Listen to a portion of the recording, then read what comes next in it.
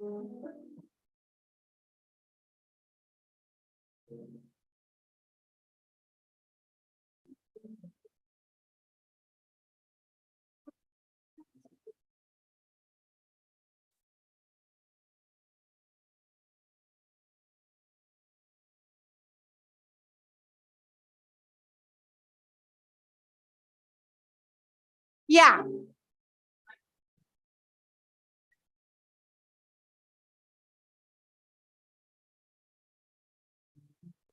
How does that look? Good, awesome.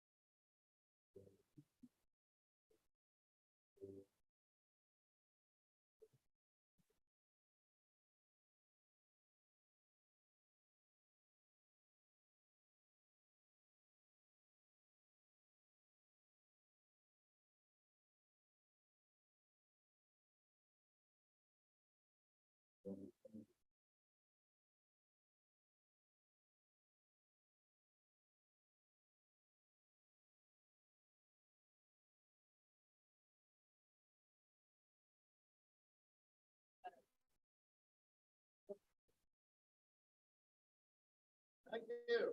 You're welcome.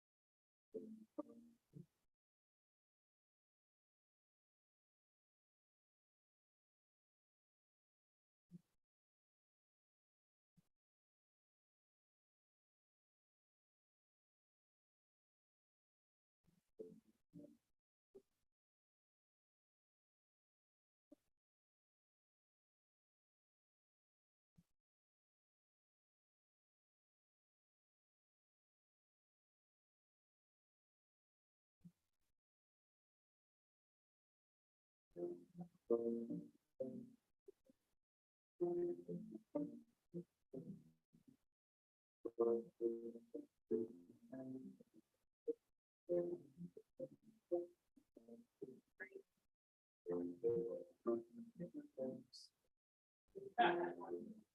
got it.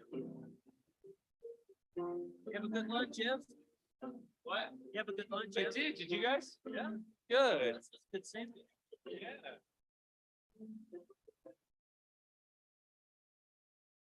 Need someone to watch for Congressman Curtis. But, you know, I just thought about it. Probably nobody knows what he looks like.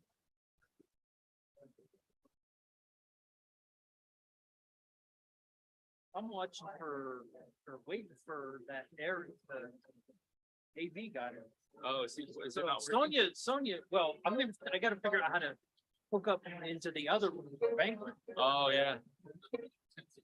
Yeah, cause we gotta play videos then. Yeah, so. Yeah, be able to make sure that that'll work. Yeah. So Sonia will be able to find him.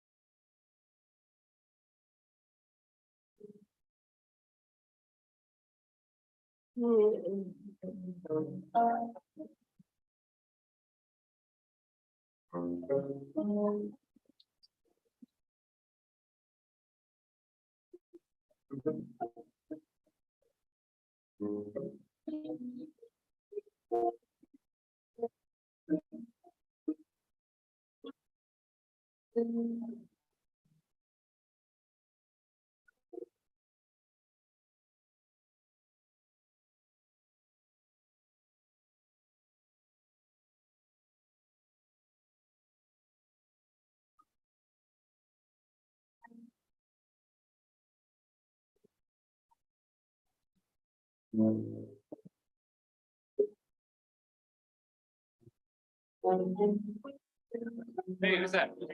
Hey, how you doing? Yeah, what you doing, dude? Good, good. Thanks.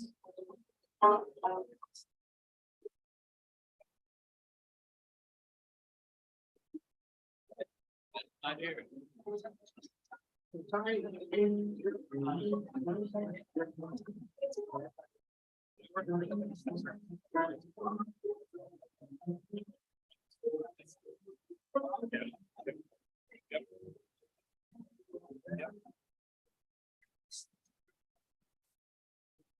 Oh, really? Okay. Yep, yep. Ellen told me. Said Ellen built that came with me. It's up, when you come here. Great. Yeah. Yeah. Yep. Yep, that's what we try to do. Yeah.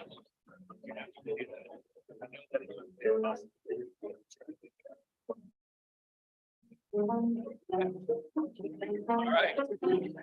Yeah. Okay, Dave. Take care. Is pretty rigorous in the professors.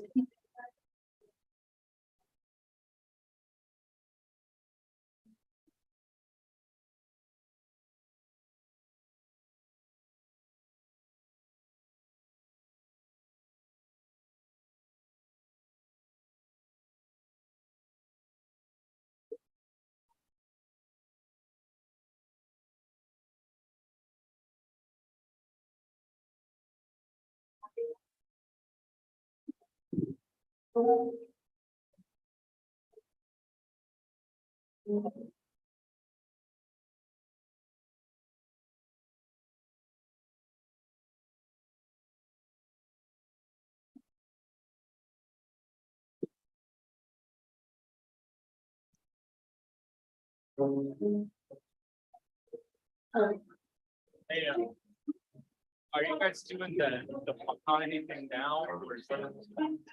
Well, I mean, it can be whenever. You guys, I don't know. They got their the hallway when I came in. I figured I'd just get in and get set up. I appreciate it. Are you already logged in? Yes. Okay. People are, just us. Yes. It's just us, yeah.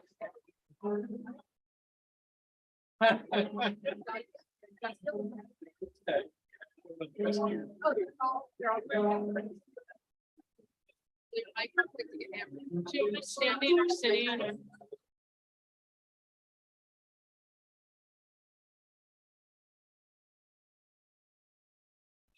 If you can go to the right of me behind the table, that would be great. Hey, Rebecca. All right, how are you? If Amber Murphy is in the room, could you please come up to the front? Thank you.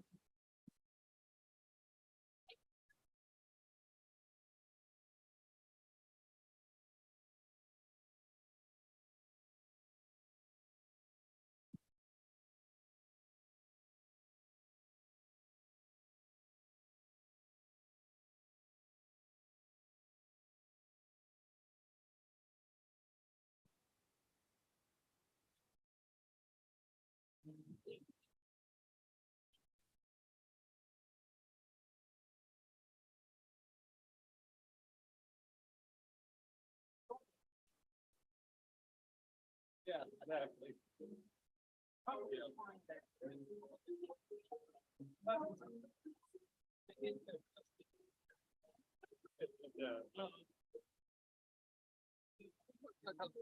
Yeah.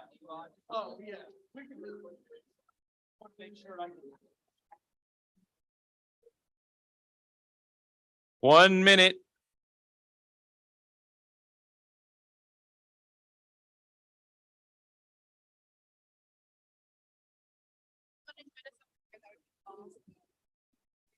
Over here, just to my right.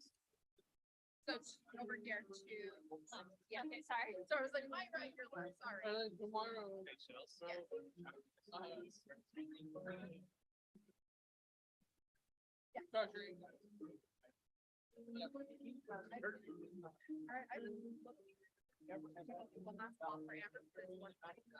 Yeah, that's gonna be fun. Tomorrow morning? No, tomorrow afternoon. Cool. Yeah. Cool. Maybe some business. Amber Murphy, if you are in the room, please come up to the front. Thank you.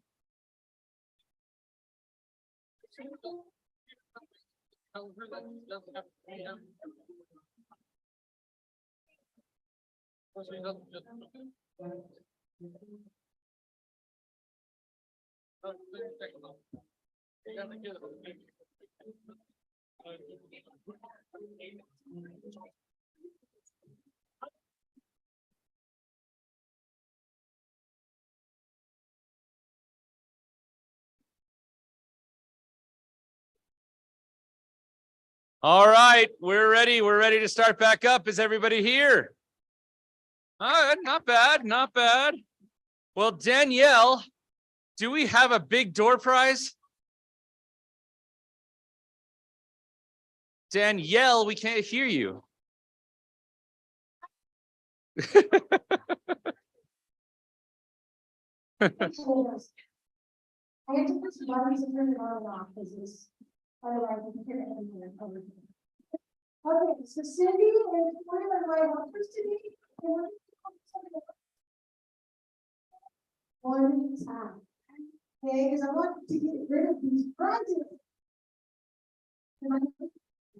All right, so Cindy. Give them a second, Adam. They're going to tell you. Okay, the first prize is gonna be some lovely wicker basket with a sparkly vase. It was a beautiful stuff. And then we got some bath products. We have a gift certificate. Can I tell you it's a secret? We have a bath salt, loofah, and something from last year from the history lady. It's a wristband with a USB drive. So who we got for number one? Jan Gardner.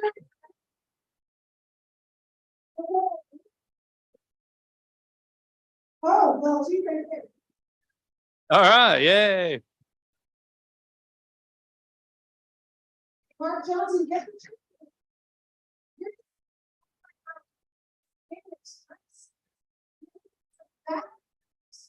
A lovely mid-lay from last night.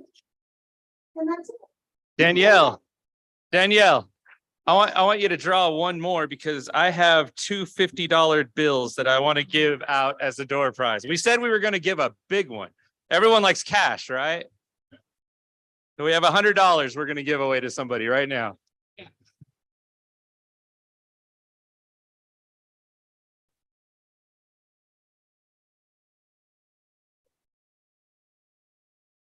Not here.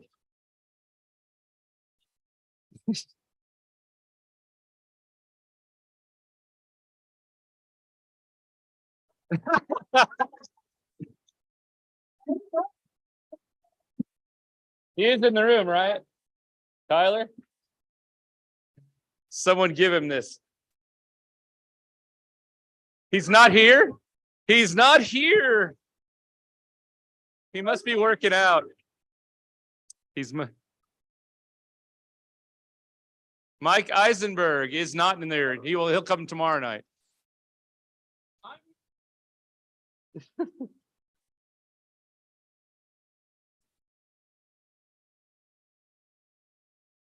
Not in the room.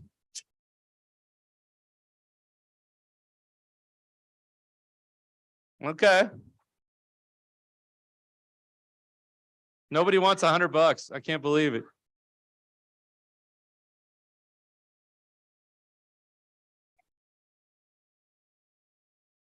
Yeah. Right here, David. David. Right there, buddy. All right. We love to give away money in the NFB of Utah, don't we? Yeah. All right. Okay, so the next part of our agenda, it's pretty exciting. We have a lot of things coming up this evening and tomorrow. I believe Stephanie Cordova is here somewhere. We have an outstanding auction that she and her team are preparing for you. We believe that you'll be able to start perusing some of those items in the Nebo room at some point, hopefully this evening and definitely tomorrow before the auction takes place at lunchtime. So definitely, if you didn't bring your checkbook, figure out a way to get your money up here. We will be able to take credit cards as well too. So we're excited about making a lot of money for the NFB of Utah in our auction. And we're really grateful to Stephanie Cordova and all the people that have donated for our auction. Our scholarship program is one of the most exciting programs that we have done here in the NFB of Utah. It's been going on for a number of years. It's definitely grown in size. We've given away so many different scholarships over the years. We're excited about this class this year. We have a nice mix of new folks that have never been to the NFB of Utah before, as well as some folks that have been past winners. So we're pretty excited about it. We have a new scholarship chairperson this year.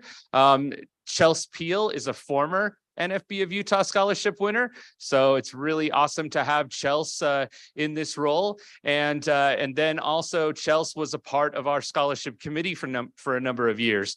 So I'm going to let Chelsea Peel introduce to you the 2023 NFB of Utah scholarship class.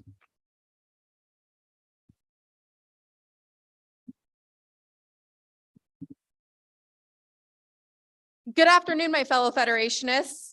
I'm going to keep my time up here short because I know who you truly want to hear from are our scholarship finalists, but it feels like just yesterday I was in the position of introducing myself to y'all. So I thank you so much for the opportunity and the honor it is to be in this role and to be able to introduce our wonderful scholarship class. Education is something I'm incredibly passionate about, and I'm so excited to be in the position to help find the next scholars and leaders of the organized blind movement here in Utah. When reviewing all of the phenomenal candidates who applied this year, it was almost impossible for the committee to narrow it down to this wonderful class of passionate, dedicated, and driven scholars that I get to present to you today. In no particular order, I present to you our 2023 scholarship class finalists, Zachary Ledford, Amber Murphy, Rebecca Jakeman, Jacob Peterson, and Brinley Cherry. I'm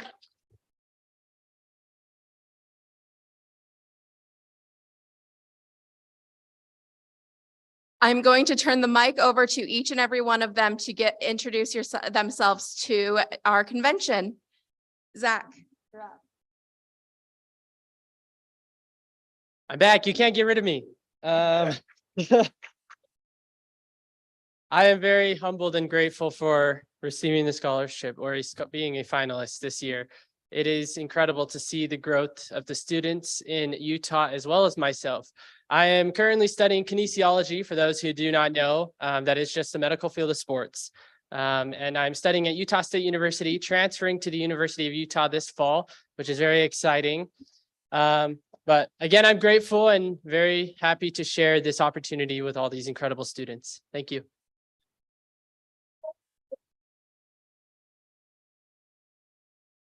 Amber Murphy.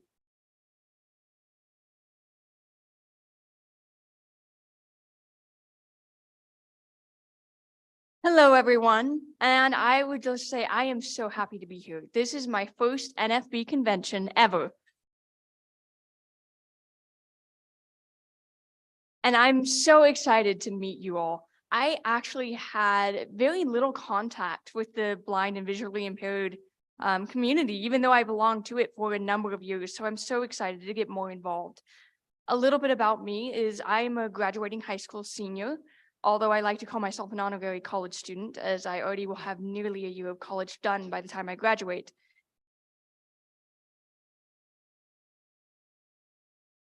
I'm going into the field of biotechnology to first pursue an associate's degree at Salt Lake Community College, a bachelor's degree at UVU, and then most likely a PhD at University of Utah.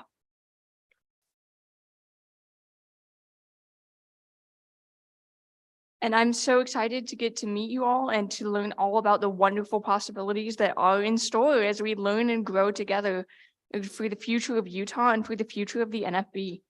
Thank you all.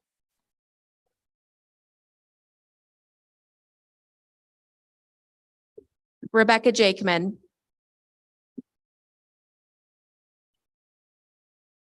I'm Rebecca Jakeman. I'm so grateful to be here and I'm really flattered. I'm very grateful for the scholarship committee and the hard work that they put in, and I'm excited for the other students in this scholarship class.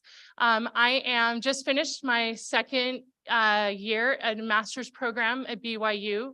I'm studying rhetoric and composition, which is just a really fancy way of saying communication and writing. I teach at BYU. I teach freshman writing. I teach students how to research. I teach them information literacy, which is how to figure out fact from fiction on the internet, and how to bump up their high school writing to college level writing. Anyways, thank you so much.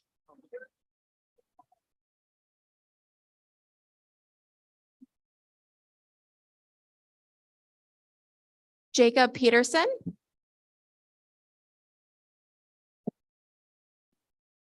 Hi, I'm Jacob Peterson. I'd like to first thank the scholarship committee for naming me as a finalist for this scholarship. Like Amber over there, this is my first NFB convention. I honestly didn't know this was a thing until I got the scholarship. So, but I am a graduating senior from high school. I live down in St. George. I will be going to Utah Tech for my first 2 years, and then most likely transferring to the University of Utah to study something in one of the STEM majors. I haven't really decided that yet. So thank you, scholarship committee, once again.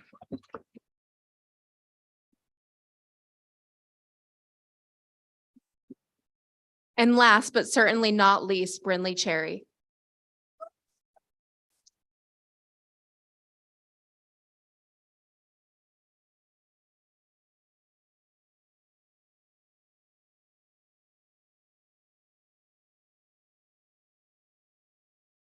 Hi, I'm Brinley Cherry. I'm a sophomore at Salt Lake Community College. I'm majoring in social work and hopefully going to the U to finish my education to get my bachelor's.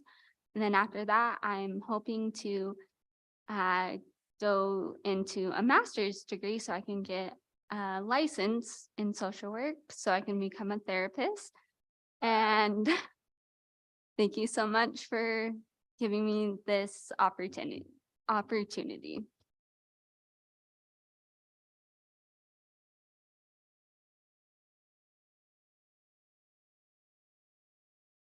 As you can tell, these students are talented, fun, and are going to do wonderful things. And I'm so proud of each and every single one of them.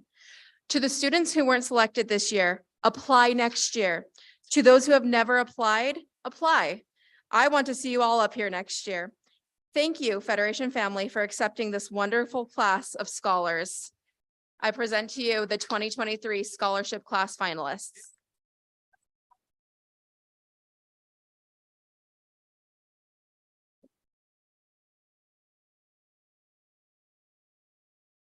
That's awesome. Yeah, definitely need a door prize in honor of our scholarship. If Congressman Curtis is here, or if someone sees him and can direct him in, that would be wonderful. Your mic died all of a sudden? It's already dead. What do you mean already? Yeah, Maybe it needs batteries. Maybe it needs batteries. Here's 3 batteries. It's over there. Where is it? Give it to me. Danielle. Let Danielle online.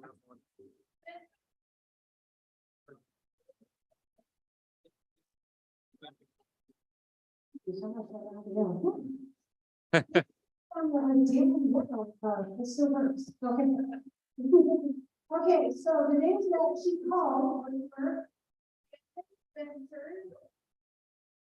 Sarah Briggs, and Zachary Roper. So Sarah, you're gonna get that beauty spa thing with some, a few different cars, $25 to get an express in.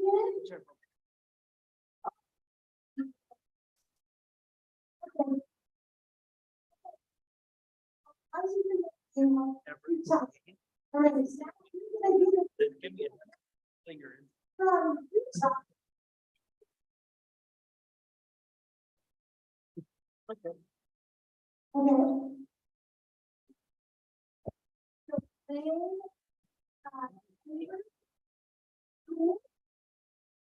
Jillian? Yeah. Not here? Oh, yeah. Nick, Brooke, Darcy, This is Everett. Darcy. Oh, listen.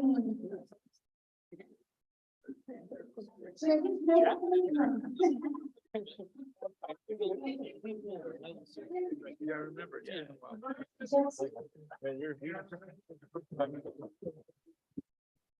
Yeah, awesome.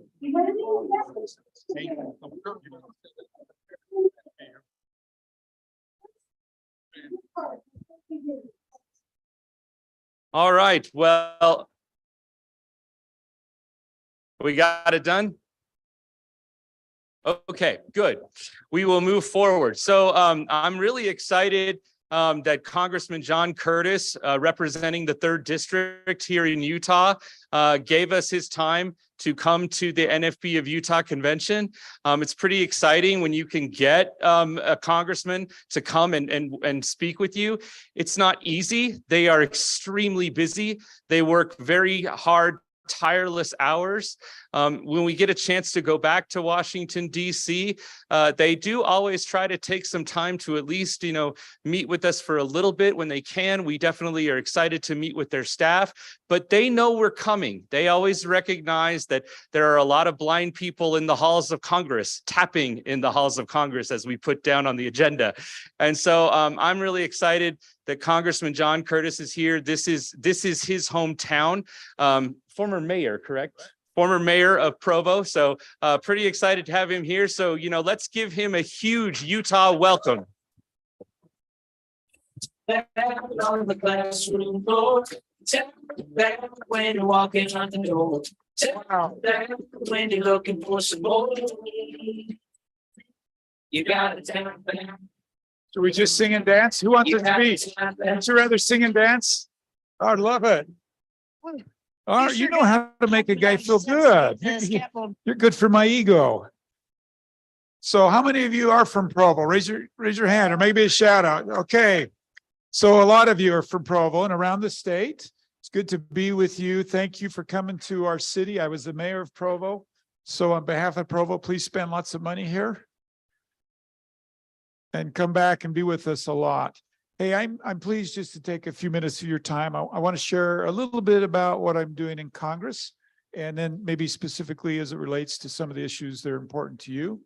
And I serve on the Energy and Commerce Committee. I spend a lot of my time on energy issues. It's a big deal right now. How many of you feel like we're paying too much to heat your homes and to fill up your car? Yeah. Yeah. And I'm looking around the room. Some of you remember the 70s. And I remember the 70s. I was a young man in the 70s. And we had what was called an oil embargo. And we had another nation show us what it was like to be dependent on them for energy and how much they could control us when with energy. And those of us that remember that as a country, we made a decision that we were not going to be dependent on another country for energy. And we started down a course. And at the time, I remember as a young man, nobody knew, we didn't have the resources that the Middle East had, and nobody knew how we would become energy independent. And yet, thanks to good old US innovation, we did it. We were just a cusp away from energy independence. And now we're dealing with some other factors, and I know we could get really controversial very quickly if we start to talk about climate. Should we have a debate about climate? We won't do that, don't worry. But it's putting pressure on that energy independence that we had. So I spend most of my time in Congress trying to navigate a path that is what I call affordable energy, reliable energy, and clean energy. Like we should all be able to come together on that, right? Regardless of how we feel about it. So I spend a lot of my time, and I'm absolutely convinced that we can have energy independence, that we can have affordable energy, we can have reliable energy, and it can be clean energy as well. And by the way, a lot of it's produced right here in Utah. And I'm really proud of the men and women in this state that work so hard to produce that energy for us. Well, the Energy and Commerce Committee is also responsible for all of healthcare. So listen to some of these agencies: HSS, CDC, NIH, FDA. You think of some initials we haven't included, right? And FCC and FTC, those all fall underneath the jurisdiction of the committee that I work on. And I know there's a lot of important issues to you, and maybe I could just bring one or two of them up. And that is this thing that we don't do well here in the United States, and that is when somebody needs help or assistance, we've got programs to offer that, but a lot of the people would like to work, would like to be as reliant as little as possible on the government. But we have this crazy thing where you start working a few hours and we take away all your benefits.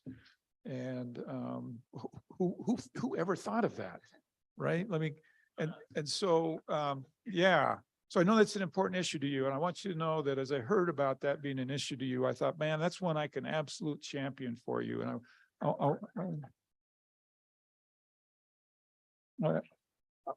want to help you. You know, this idea that look, when you do the best that you can and you give as much as you can, and there's a little bit of a gap, and if we as a government or as communities can step in and help, we want to do that. But it doesn't make a lot of sense to say, well, you go see if you can work a little bit, and if you can, we're going to take everything away right from you. And it just makes no sense. So just know I'm an advocate for you on that. I want to see if we can find a path forward. And I know it's not just an issue for you. There's many people in our country who face that same thing, and we've got to figure out how to have help and assistance, and at the same time, the dignity of work and accomplishing as much as you can as well. Well, we also are responsible for all of tech issues. You've heard of this little thing called TikTok.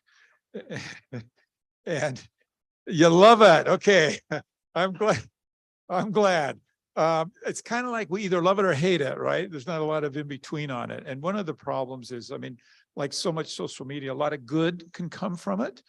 But there's a lot of us that are very concerned about the information that they capture on all of you. And my kids like to use some of these apps.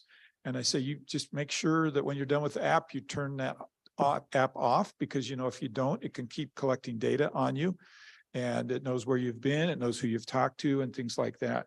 So that's another big project that we're trying to figure out, is how to make sure that data is yours. And you get to decide if you want to share it with them or if you want to hold it back from them. And that's a very important thing as well as too. And trying to come up with some some national standards for that. The committee also oversees the funds going out the door for infrastructure bill, the build up of broadband. My guess is many of you are very dependent on good broadband service. And I'm almost embarrassed to admit there are parts of my district without even running water and electricity, and let alone broadband. And we just got to make that a priority. We saw through COVID just how dependent we were on good broadband connectivity, the ability to do telehealth and other things, and education. It's all just very, very important. We're also working in the healthcare sector to urge the government to stop limiting so much new treatments that are coming out, new medications that are coming out, the ability to get these to the market quickly so that all of you can take advantage of them. And when all of that's done, we're going to solve world peace. and see if we can figure out a way to get along with our neighboring countries better. I just met with President Tsai from Taiwan, and you know, it's interesting. I was driving down here just a few minutes ago, and there were two people walking down the sidewalk. One had a Taiwan flag and one had a China flag. And I'm not sure what their message was, but I'm guessing their message was, we can get along, right? We can figure this out, and we can figure out how to all be good stewards here on this earth. Hey, listen, I'm pleased and proud to spend a few minutes with you. I don't know if you want me just to get out of here, if you want me to answer any questions. One of the things that I wanted to bring to your attention, we have a bill in Congress right now that Representative Jakowski is sponsoring called the Non-Visual Medical Device Act. It addresses medical devices that are not accessible. We have so many different individuals using that are diabetic that want to be able to take their diabetes independently and on their own, but because the insulin pumps are not accessible, the way to read the blood coming from them and your A1C, you can't do that on your own because it's just a screen and we can't see that. But we know that there's screen reading technology. We have it in our iPhones, we have it in our computers. We know that it exists, and we want companies to be able to find a way to do that. We also know that many of us use CPAP machines. There are so many other medical devices coming into the market, and we need them to be accessible to us. And for some reason, the ADA doesn't address that, and so we can't use that. And so we're hoping that you and others in Congress can find a way to make this happen for us. And so we're hoping that you'll take a look at that bill and sponsor that with us. All right. Can I assume from that reaction that you guys like that bill? Yeah. All right. I don't do this very much, but I'm going to make you a commitment. I'm going to make you a commitment that I'm going to seek out Jan Schakowsky. When I get back to Washington, I leave Monday. I'll probably see her Tuesday. I'll make you a commitment that I'll get a copy of that bill and read it and talk with my staff and see if we can be part of that great bill for you. Yeah. All right. You want to get any more commitments out of me while I'm here? Say that again? Do you want to get any more commitments out of me? I'm pretty, you guys, you're a pretty tough crowd to say no to. Well, we are so appreciative. I'd like to know how many people know that they are in the congressman's district. Got a nice group of people here that represent your district. I'm just the best district in the entire United States. I'm just saying. That's right. That's right. just like by just, but so you, to give you a comparison, I go from the northern border of the state to the southern border of the state, all along the east border of the state. It's one of the largest districts in the country. It's 400 miles top to bottom. There isn't even, if you Google it, it will take you out of Utah to get from the top to the bottom. And if to go from my house to the top, it'll take you through Wyoming. It's Wow. that big of a district, yeah. Ray Wright, will you make your way up to the front, please? Ray Wright is also one of your constituents, and we commissioned Ray. Ray is a woodworker by trade. He actually teaches blind individuals how to do woodworking. And as a gift to you, we commissioned him to put together a pen with our logo, the NFB of Utah, on it. It is a pewter pen with woodworking that he turned on a lathe. And he does this professionally, and we just are honored that you are here. And we wanted to give you this to remember us by. Maybe you'll sign an important bill with our pen someday. So, but we're excited. I was hoping that maybe we could get a picture with you and Ray holding the pen. We're just so grateful that you're here, and thank you for coming today. Ray, I'm telling you. Actually, you're in my district too, so thank you very much. Tell you, Ray, this is very, very special. I get very few gifts that mean as much to me, and something that you've made personally for me. So from all of you, this means a great deal. Thank you very much. Thank you very much. And the wood is Box Elder Burl here from Utah. Oh, that's from Sandy. Oh, how nice. Thank you so much. Best to all of you. All right. Thank you, Thank you sir. so much. Thank you for coming. It's all right. Thank you. Take care, sir. We definitely North Drive. Yes.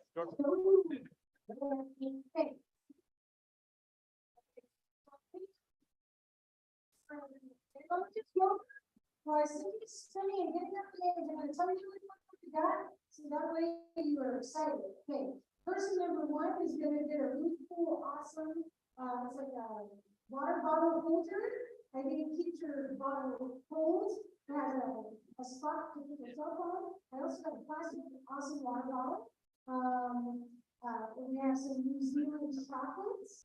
We have, I think I threw in a towel, or some kind of really cool towel in there.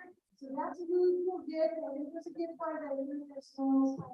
Okay, number two is a really fun gift that Corey put together, so you can have fun. We have the hat from Utah University. No, I'm sorry. Sundance Festival. And have a gift card for. I think this is for.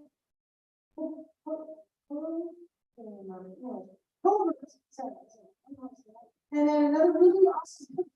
Okay, last but not least, we have a really cool bag with some bag stuff in it.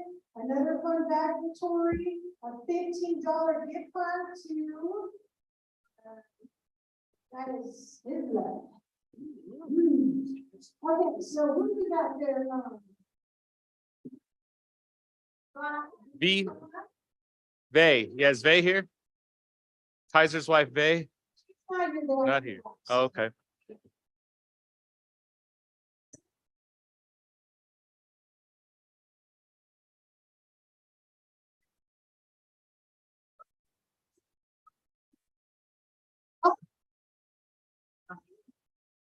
Yeah, we said Tina, you won. Yeah, we got her. Yeah.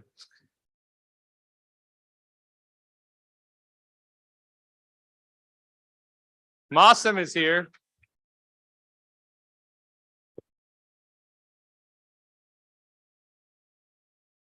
Is that the last one? Okay, great. Okay. With the state of rights, here's the president of the blind of Utah. Was it suffering baking?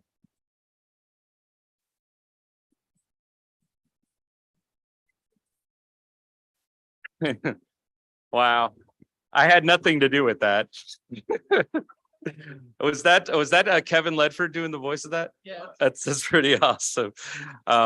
I so much appreciate all of the work that goes into this convention. I couldn't do it alone. I wouldn't even try to do it alone. I have so many great friends that put so much time and effort and energy into this convention. I so much appreciate Danielle and the hard work that she does in putting these door prizes together. That's a lot of work to manage all of those door prizes. And we've got some awesome donations from people this year. I so much am appreciative to James and Mac for running the Zoom and running the sound. And it's a lot of fun to hear the music, and I'm so glad that we get that every year. Okay, so it's my turn to give you the state of the state. So for those of you that are kind of new to the NFB of Utah and how we do it, because we end on Saturday night on the banquet, we don't do a Sunday morning business meeting like many other states.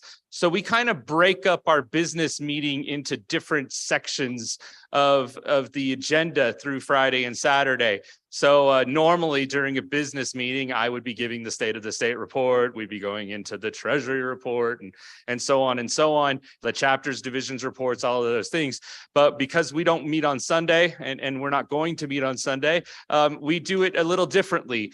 So we break it up like this. So that's kind of why we have it the way it is. So first and foremost, I want to talk about people we've lost here in the NFB of Utah and on a national level. And after I mention their names, we'll have a moment of silence in remembrance of them. But last year, we lost 3 members of our Utah affiliate. The first one, John Runyon. John Runyon was a former board member of our state affiliate. And John Runyon also was a prominent business enterprise manager in the BEP program for many years. And many people got to know John Runyon through his work with the NFB and through the BEP program. I also want to recognize Tracy McDonald. Tracy McDonald was from the Ivins area down in southern Utah. I first met Tracy and she was new to her blindness, dealt with multiple other health problems because of organ failure. She was a pancreas donor that she received. She also received a kidney. And throughout all of her health issues, because of the type 1 diabetes that she had, she kept fighting through it, and she kept working and advocating for many different things. The first thing I remember is Tracy coming to me and going, how can I get the bus to be through Ivins? I can't get anywhere. I'm stuck. And we talked about how I told her that, we knew that St. George had a free bus route. And I told her the only way you can do it is to advocate. Well, what did Tracy do? She went down to the city council in St. George and she worked tirelessly and got the bus to go free through Ivins all on her own.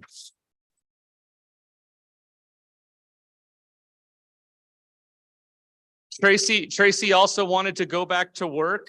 She had done a numerous different things before her blindness, but she always wanted to be a writer. And so she knew that vocational rehabilitation and training would give her an opportunity to become a writer. And sure enough, Tracy did become an author, and she noveled, I believe, 4 books. And a couple of them we highlighted and sold here at our conventions over the years. So Tracy was a member of the Red Rocks chapter. She served as treasurer for a couple of years. We really miss Tracy, but we remember her with fondness. And then the last person I want to mention is Bethany DeCaria.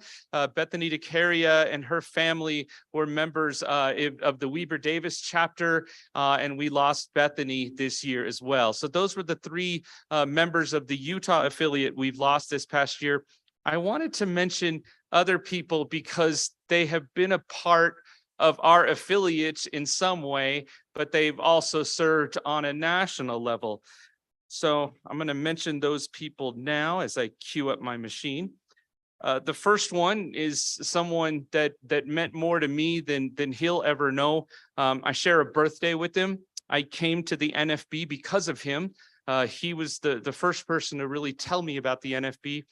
He was the longtime president of the NFB of Colorado, Scott LaBar. we also lost a very good dear friend who was treasurer of the National Federation of the Blind, Jeannie Massey, president of the NFB of Oklahoma. We also lost a dear friend who wrote many novels, served in many different roles as directors of training centers and commissioned for the blinds all over the country. We were lucky enough to send Ron and Jan and Norm to his memorial service, James Onvig. Joe Ruffalo was the president of the NFB of New Jersey for a number of years. And I remember when Joe was a national representative here in Utah. And then Carl Jacobson was also a longtime board member for the National Federation of the Blind. He was president of the NFB of New York. So we've lost a number of significant leaders of our movement, but you know what? Other leaders take their place and they move forward and we keep the movement going. So I'd like to take just a few moments and a moment of silence to recognize all of those individuals.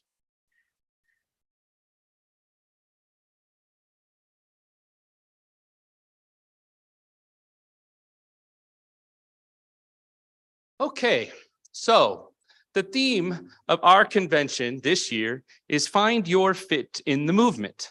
So I wanted to try and think about ways to talk about the word movement and what we are. So I did, in researching this speech and putting it together, I actually referred to ChatGPT-4 and used it to kind of help me put some things together.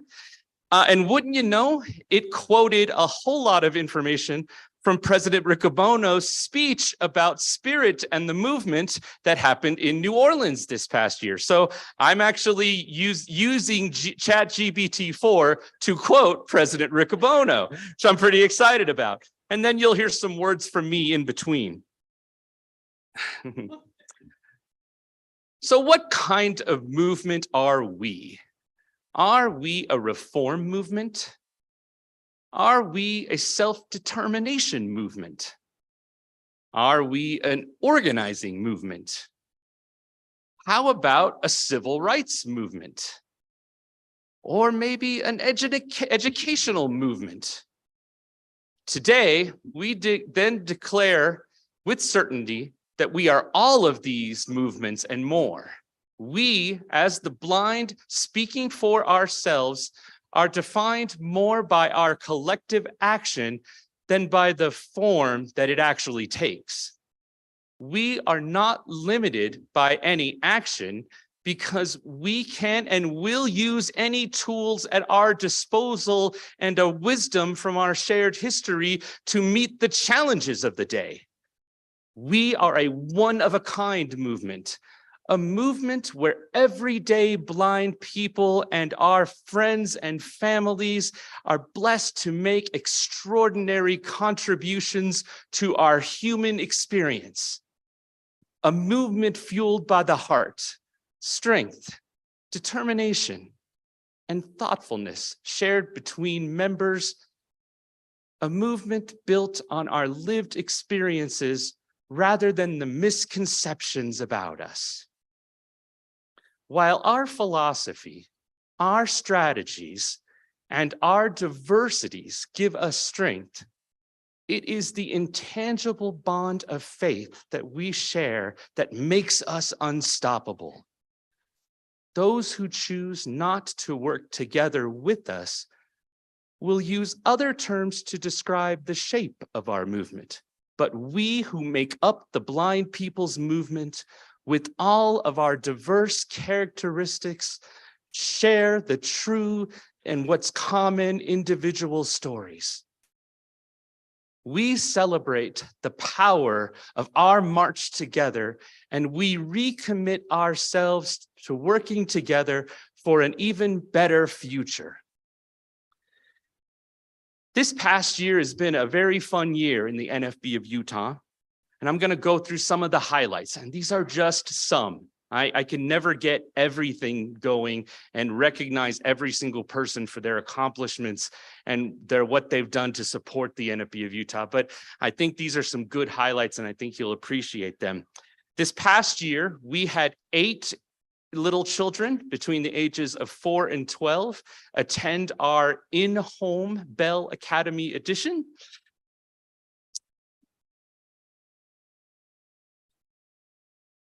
We had 3 of our members, Katie Chevalier, Carol Green, and Victoria West, help work with those children, and they're in home. They did it virtually. It was a lot of work, but a lot of fun, very rewarding. We're so proud of our Bell, and we're going to be really proud that we'll be back with an in-person Bell Academy this summer. The NFB of Utah sponsored a Braille writer repair seminar that took place at DSBVI. This was put together by Sarah Erb and others. 15 people received some level of certification from this event. So that means they're certified Braille writer repair people, which is pretty exciting.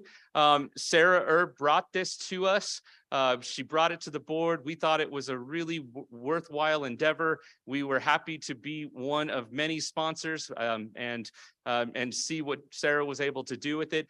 I believe she had some 250 Braille writers to repair. And so they really worked hard on those Braille writers. The NFB of Utah sponsored the LCPD. This is the Legislative Coalition for Persons with Disabilities reception. We had several members in attendance, including Ken Duke, Saber Ewing, Grant and Julia Christensen, and others. This was a marvelous reception that took place at the Capitol back in January. Legislators were there. They got to meet with our folks and many other disability groups. I chaired the Legislative Coalition for Persons with Disabilities, and so it's been neat to kind of find a way for the NFB of Utah and LCPD to partner together. I will continue in that role, and I'm excited to see what we'll be doing in the future now that the LCPD is going strong again.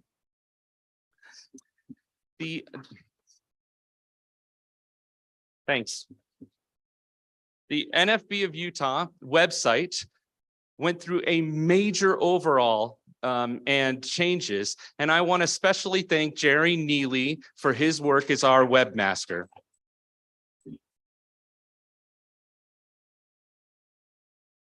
We are continuing to add all kinds of things to our website. It is completely different. It is kind of a uniformed website that many of the affiliates are now using, but we're going to be adding our own special touches to it. We will be putting all of the resolutions that we have passed within the past 15 years, that everything I have records of, and then more that I can find. We will be putting out all of those on our website. And we will also be putting audio recordings of our past conventions dating way back before me, stuff that Norm Gardner collected over the years. We will be putting those recordings as well up on our website. So you will have so much data and information that you can use and you know, maybe use in your chapter meetings or groups or other events. And so I'm excited, and I really thank Jerry for working hard on that website.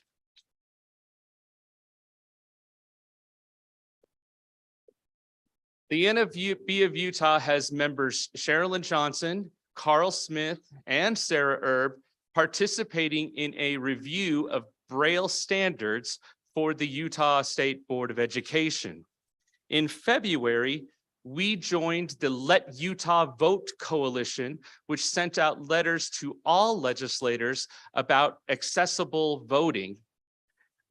As you heard earlier, I was able to participate on the RFP for the Lieutenant Governor's office that will bring us accessible electronic mail ballot delivery. So we now can vote using our own device, our own technology. We'll be able to vote independently and privately.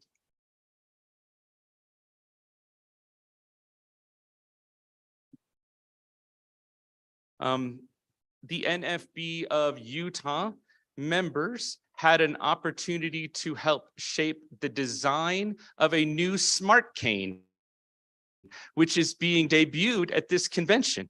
Here See Mobility is out there on the other side of the hotel where we'll be doing our breakout rooms. And you can get a chance to touch and see how the new Smart Cane is working, the design of it. It's pretty awesome. You'll hear more about that in later this afternoon. But if I hope that you'll get a chance to meet James Bloomfield and his crew with Here See Mobility and Michigan Electronics and see what they're doing for us and what they've put together to help you navigate that part of the hotel. It's pretty exciting. But what's so cool is they brought this cane, these different types of cane iterations to us. And at first we said, no, that one's no good. And we said, no, this one's not going to work either. That one's too bulky. And they kept coming back, and they met with probably 25 of us at the Division of Services for the Blind. And they brought about 6 or 7 different canes handles. And they thought they had the best one, and it wasn't the best one. We picked the best one. And they used it, and it's now being used in that cane. And so later on this year, the cane's going to come on the market. I'm really excited that it gets to be debuted here in Utah. And then you heard a few minutes ago about the Appleseed podcast by BYU Radio. I think it had the NFB Utah stamp of approval on it, don't you?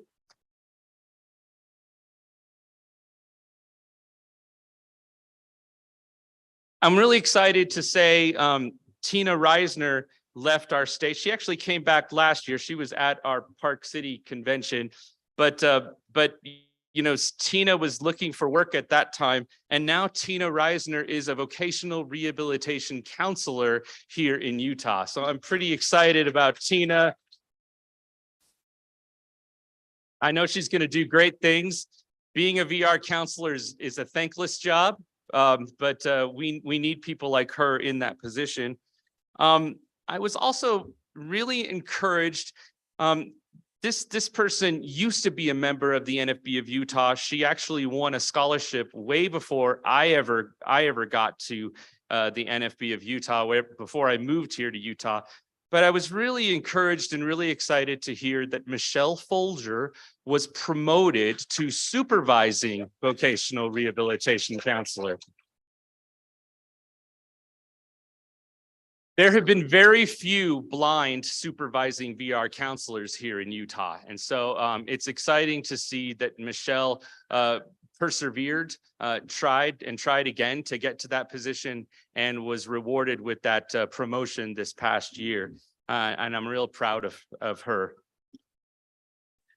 William Black has been announced as the new business enterprise owner of the cafeteria at Hill Air Force Base.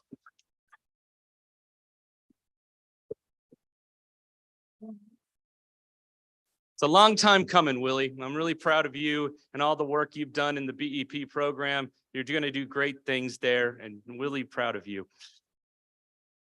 Mark Turley represented the NFB of Utah in a panel discussion for a Sundance film in Park City. Pretty cool. Zach Ledford attended a UABS seminar in Baltimore. Katie Chevalier and Melissa Heck attended a Bell Academy seminar in Baltimore. Ned Lindholm and Stephanie Cordova attended a STEM to You seminar in Baltimore. Washington seminar this year returned to in-person. We had 13 total attendees that represented the NFB of Utah. One of them was a teacher from the Provo area. She is part of our Teachers of Tomorrow program. She was going to be here this weekend, but the Teachers of Tomorrow program had an event for them to go to LCB this weekend. So all of the Teachers of Tomorrow are at LCB right now. But Krista Grubelli is a marvelous teacher here in the Alpine School District. She really learned a lot about the NFB of Utah, and I think she's going to be a member of the NFB of Utah for many years to come. We also had a total of out of the 13, we had a total of 6 individuals who were brand new, had never been to Washington Seminar before. So that was pretty fun, pretty exciting to take them. You'll hear more about that tomorrow. Last year, a total of 40 people attended the convention, the national convention in New Orleans, Louisiana, and 5 of them were first timers. Pretty cool, huh?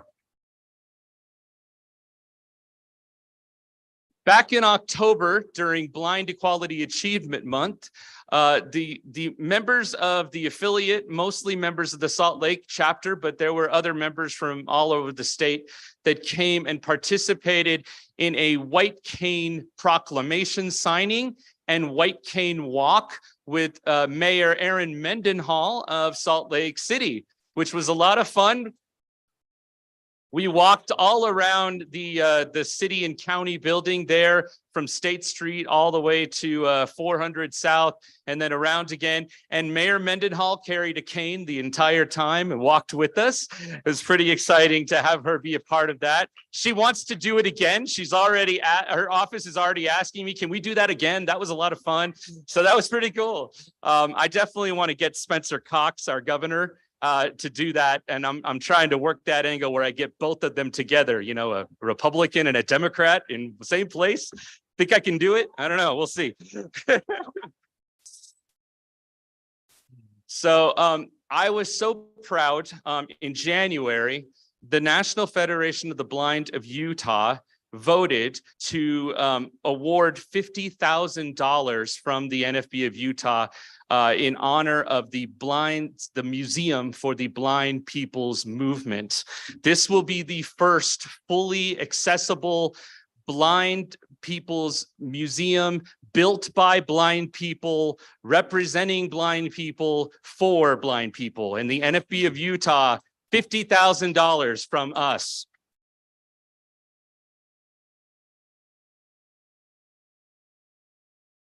I have been working at the Division of Services for the Blind and Visually Impaired, and I cannot stand saying visually impaired. I never liked that name, but you know, I just don't think of myself as impaired, so I didn't like that name. But you know, it was their name.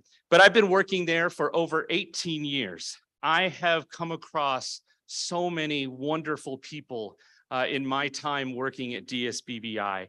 I have friends that are dear friends that work there. I have colleagues that I look to for advice, that I open my door and I try to work with on a daily basis.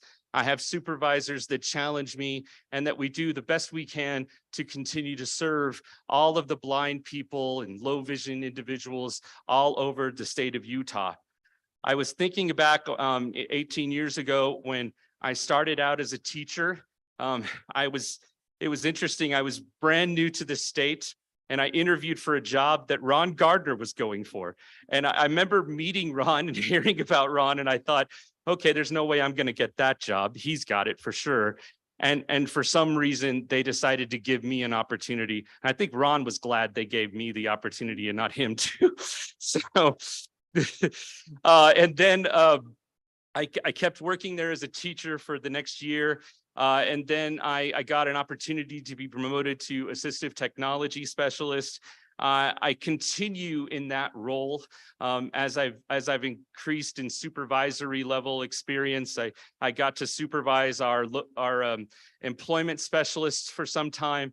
and then was named Field Services Coordinator back in 2015 and supervised the low vision team that Brenda Pierce supervises. I'm over Brenda and love working with Brenda. I feel like Brenda's over me sometimes, really. She's an awesome lady. And then I work, tirelessly with Jerry Neely in his role as field trainer. And so I'm so excited. I always like to ask this question. I've asked it a couple of times. How many people here have I had some kind of role in your assistive technology needs?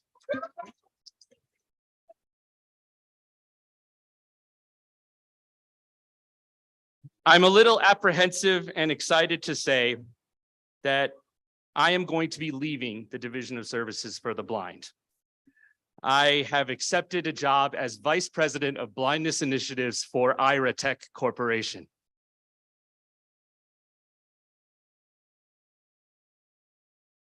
There's not many vice presidents who are blind out there. I'm excited that I get to be one of them. I get to work for a company that I believe in, that I have championed for here in Utah for many, many years. I'm not leaving Utah. I'm going to stay in Utah.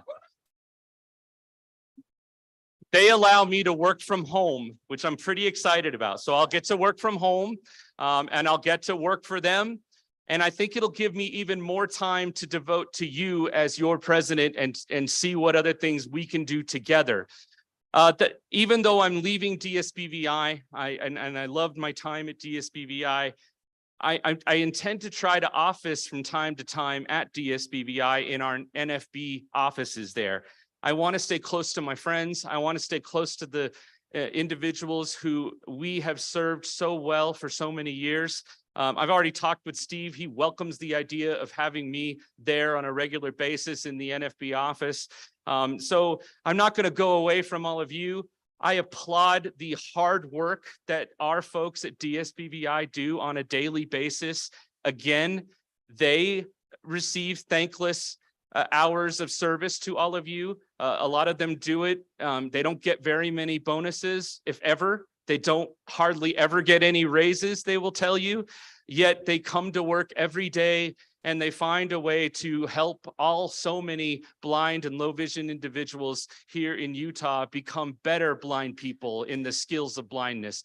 And they help people with their low vision needs, and they help people with their business enterprise needs, and they help people with their vocational rehabilitation needs. And we have outstanding administrative assistants and secretaries and drivers who support the employees and the clients and the staff there.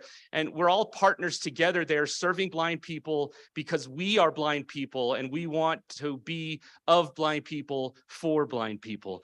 So I'm excited about my time at DSBVI. I'm grateful for there, and I'm excited about the future with IRA. So thank you for that. So my Federation family,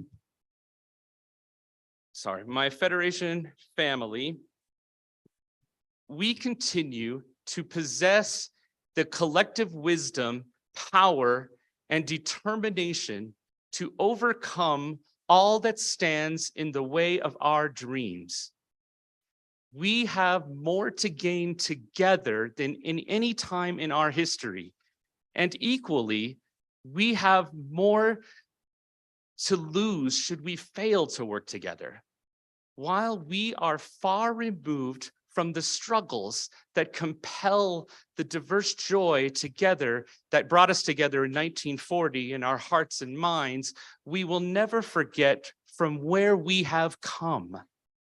Progress has been ours because of every moment the movement has been ours. In everything that matters, the blind has made this movement all that it is.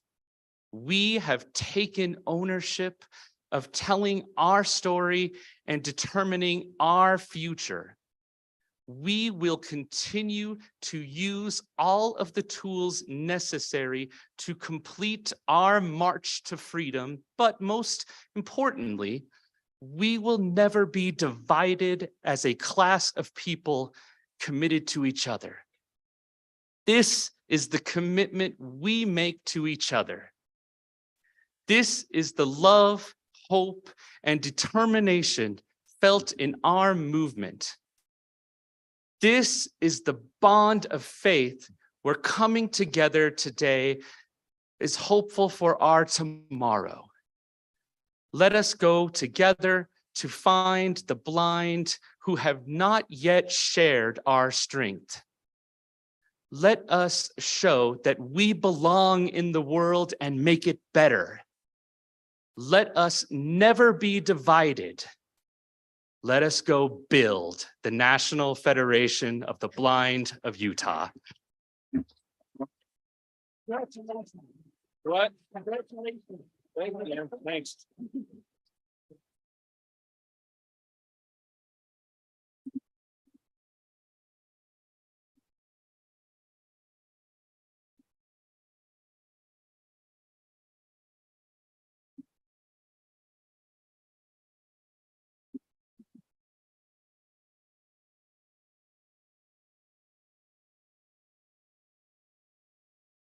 Thank you all. Thank you all so much. Thanks for being my friend and my colleagues and my mentors and people that I've had a chance to mentee. Thank you all.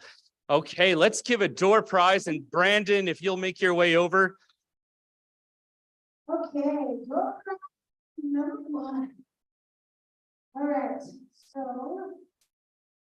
who is interested in some guns? Okay, so we have boxes of those types, like massive box. So it could be one of those. Share with your friends. Okay, so we have Okay, all right. Come on up. I'll announce you and we'll go. Massage. All right. So it's an hour massage that I was given by you guys. And then you can leave, and then I'm giving you a massage, you go for a stop box. Okay, It's gonna be really exciting. I started 30th. So it'll be pretty awesome. Yeah.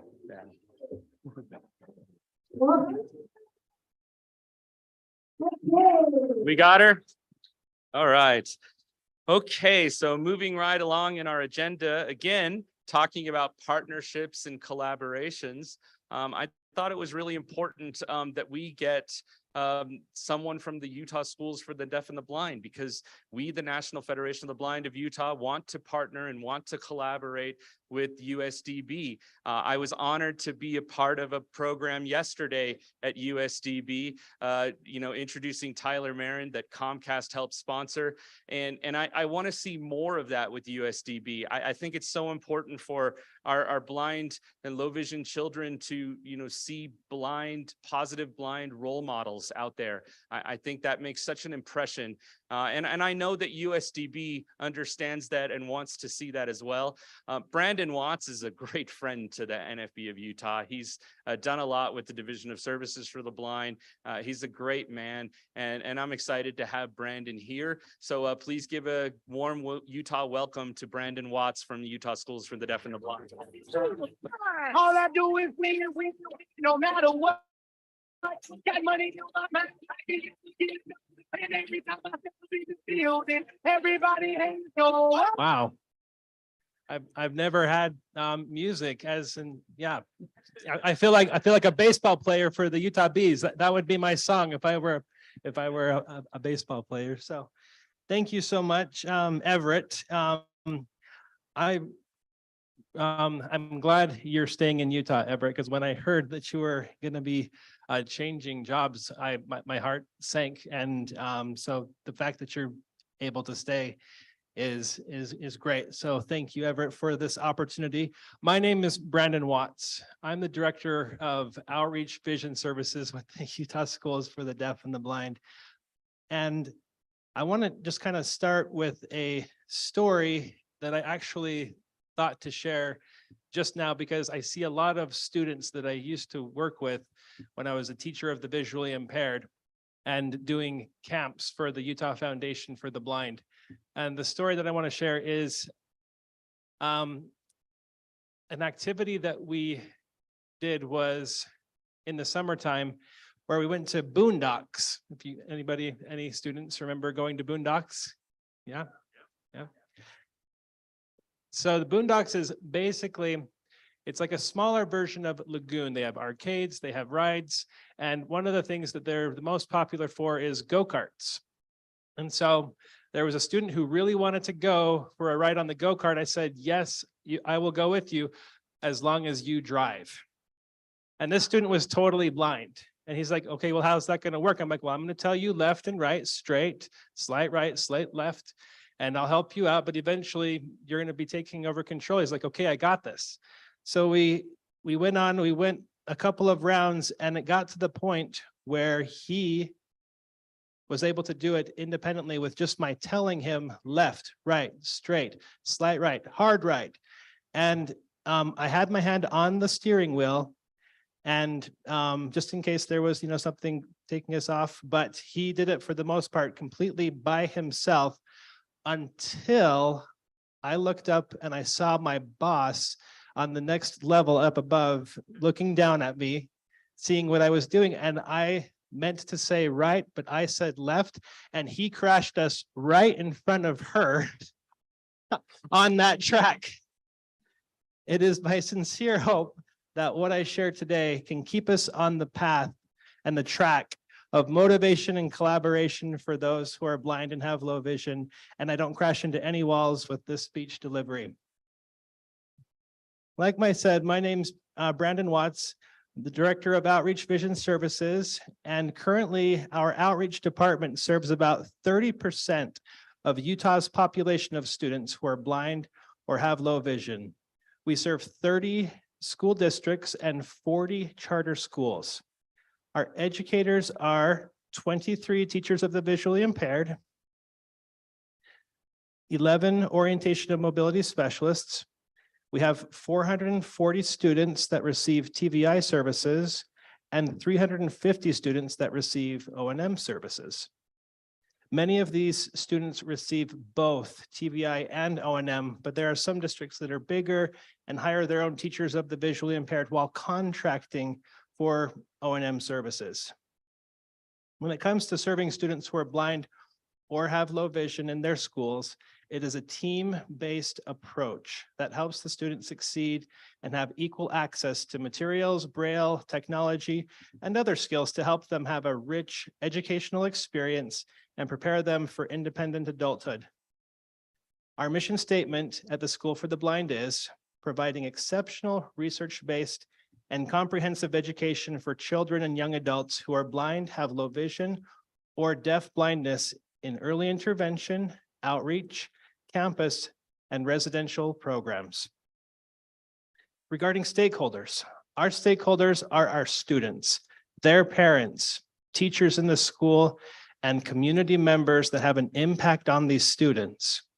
We also collaborate with members of agencies who share a similar vision for the future of our students. Some of these agencies, just to name a few, are DSBVI when it comes to transition services, the Utah Foundation for the Blind for goalball and other sports camps, the National Federation for the Blind for students to participate in the Bell program, Washington, DC trips, and other activities that we are given information about. We also collaborate with universities to support their training programs to help prepare future TVIs and O&Ms. Utah is also very involved with SIVES, which is Space Camp for interested visually impaired students, and we have been sending students to their program in Huntsville, Alabama for a few decades at least. USDB has been very involved with participating in conferences from the Association for Education Rehabilitation.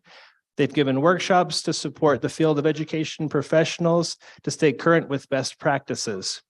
We also participate in trainings from other experts in the field. Recently, the State Board of Education has asked that a team be assembled consisting of various professionals and experts in the field of blindness and low vision to update the Braille standards of Utah.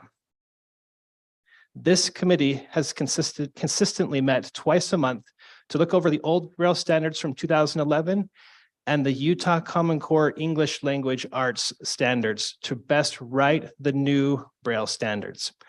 This has been a very long and I wouldn't say difficult, but when considering every single standard and how it relates to those who are blind and have low vision, we want to consider it carefully. And we gave ourselves a time frame, but we've had to adjust it because we want to make sure that we do it right the first time. It's kind of the measure twice, cut once, right?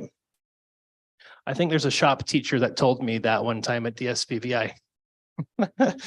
So the goal with the standards, with these standards is that regular education teachers, TVIs, and parents will feel more versed in the Utah core education standards and base student goals according to student age and ability.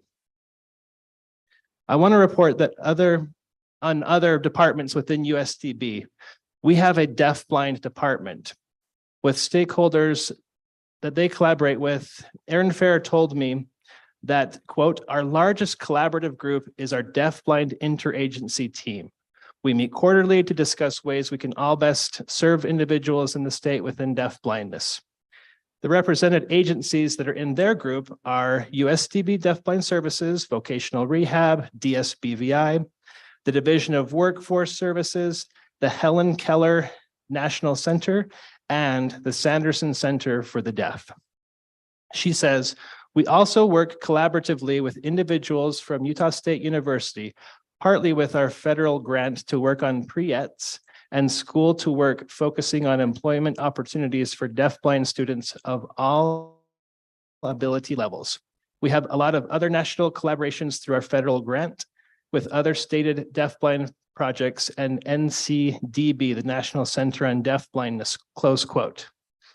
Armando Venegas, who's the director of the Utah State Instructional Access Center, where TVIs and schools order Braille and large print textbooks, said regarding stakeholders, quote, for USIMAC, working with TVIs and special education directors are very key to success. Communicating the importance of having a complete order soon in the spring, even before April 1st, has been key in being able to navigate the ups and downs of unexpected events and still being able to provide textbooks in accessible format at the same time as their sighted peers, close quote.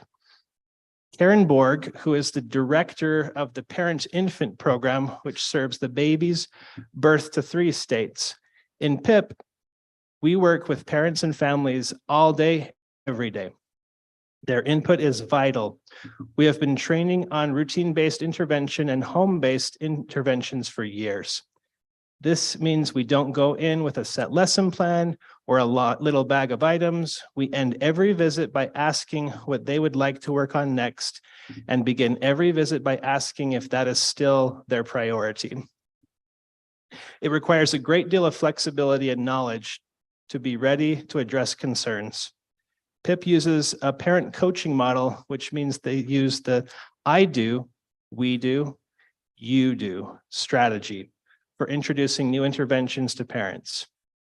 Our visits are not consultations, they are very direct services.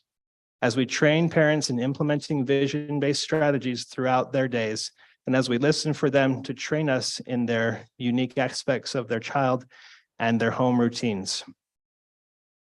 Finally, Ryan Green and Lauren Rich, the campus directors, which we have 3 campus locations, Ogden, Salt Lake City, and Springville, with a new location possibility in St. George.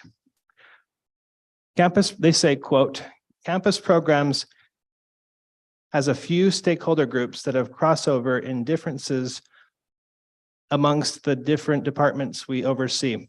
Campus programs specifically work with parents, critical to informing student success and program details, other departments within USDB, such as the expanded core curriculum, outreach, early childhood, deafblind, assistive technology team, the Education Resource Center, USIMAC, and related services. They also work closely with the districts. A student who qualifies for a campus placement at any of those locations is somebody who requires intensive vision services. The goal is to get them the skills that they need to have in order to be successful in their home district environment. And then they give them those skills with the possibility that they take them and use them for the rest of their life, especially their career in education. They state regarding stakeholder groups, community groups that are interested in partnership, helpful in gaining access to programs and community outreach for students or student employment opportunities, vocational rehab, DSBVI, college teacher preparation programs, and the assistive technology team. Why is stakeholder feedback so important? It's because we need perspectives. We need to hear other people's experiences. I'm gonna deviate just a little bit from my talk, just share a personal story of when I first became a teacher of the visually impaired. I worked with a student who had 20/200 vision. He had low vision and he also could read large print, but he was using Braille as his primary mode of literacy. And this kind of surprised me, but I was really excited to get to work with him, that he was going to be a student that I would serve as a new student teacher.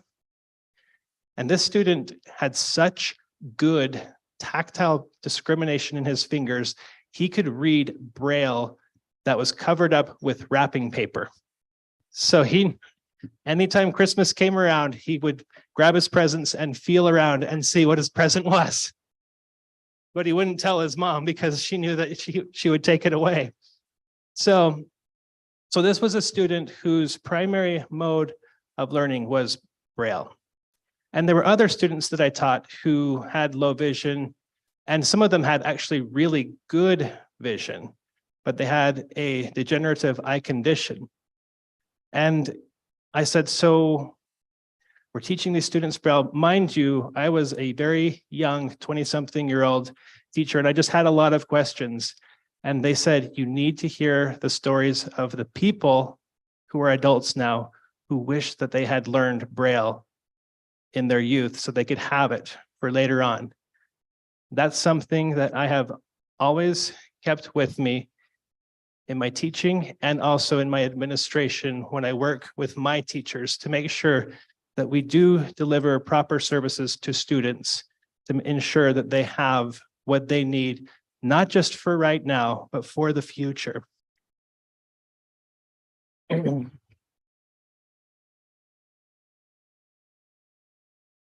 it's because of the stakeholder feedback that we got that had been shared from people like yourselves, sharing your stories. So I just wanted to tell you thank you for that. At USB, we want to improve the quality of life for students across the state. We are also a resource for children and families who do not necessarily receive direct services from USDB. We try to reach those students through extracurricular activities, expanded core curriculum activities, travel opportunities, summer camps, short-term programs, and sports activities. Collaboration with families and school districts are imperative to providing all of these services. At USB, we are continually trying to improve collaboration and communication with our stakeholders. We know we cannot do this alone. It has been my privilege to deliver this message and represent the Utah School for the Deaf and the Blind. Thank you very much.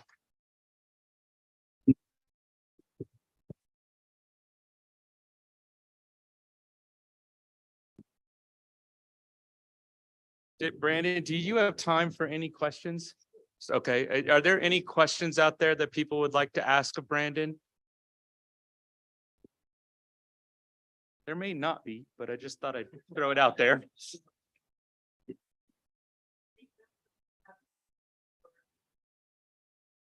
Thank you so much. I almost was hesitant to share because I don't know. That is a very good question. I know that we have a magnet classroom that is there right now at a charter school. And so as it continues to grow, then we'll see. It could be several years.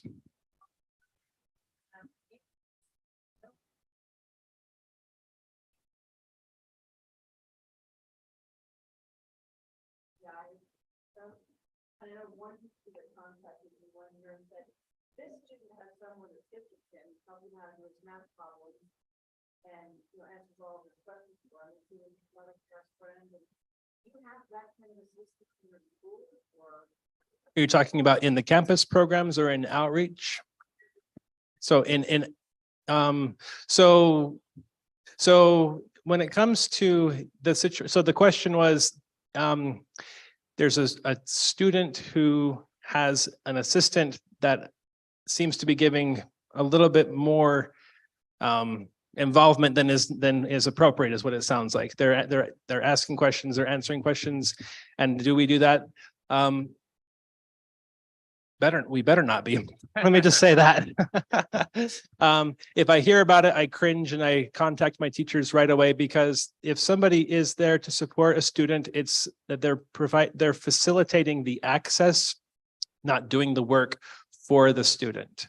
And so in the classrooms, they have a regular classroom teacher, or I should say a teacher of the visually impaired that is instructing the class at one of our 3 campus locations. The aides are involved somewhat, but the instruction comes primarily from the teacher of the visually impaired. But no, we want our schools to know that if an aide is hired, they are there to facilitate access, not to do the work for the student. Surely. Got time for maybe one more. In the back, Caleb, hi.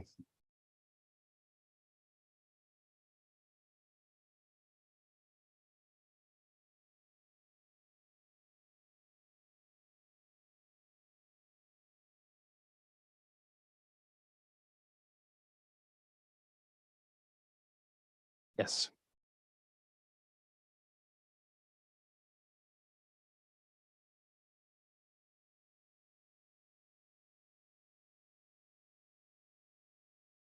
Absolutely. Absolutely. So collaboration, with orientation and mobility services, something that happened this year is we had Donna Sauerberger, who is a professional in the field of orientation and mobility, come.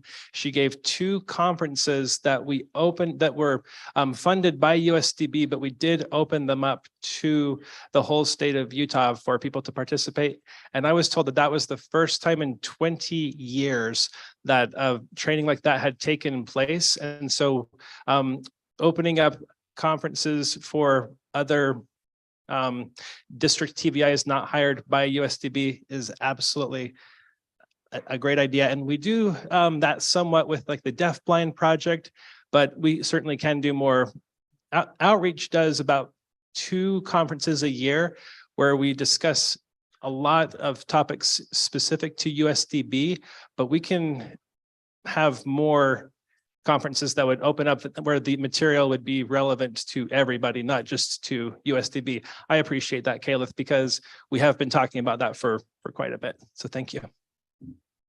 And Brandon, we here at the NFB of Utah, we know that you are not over this area, but we definitely want you to take back the message to the powers that be at USDB, that while we know that the comms program is an awesome program and the CBRT program is an awesome program, we also want you to be aware that we have an awesome certification program too.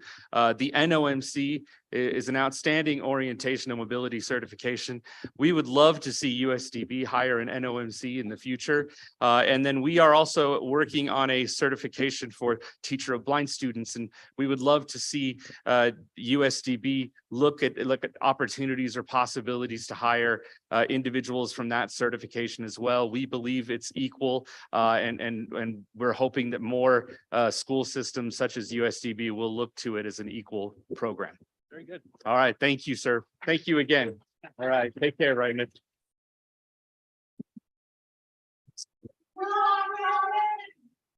What? Oh, Quinn Price, if you'll make your way up to the front. You want to get, yes? Can someone assist Helen Ekman, please? Thanks. Oh, Paul. Okay, I couldn't. You want to give a door prize real fast, Daniel? Go ahead. while Quinn's making his way up here.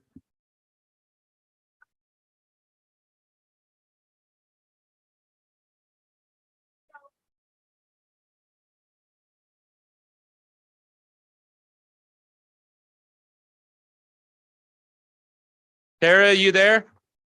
Yay.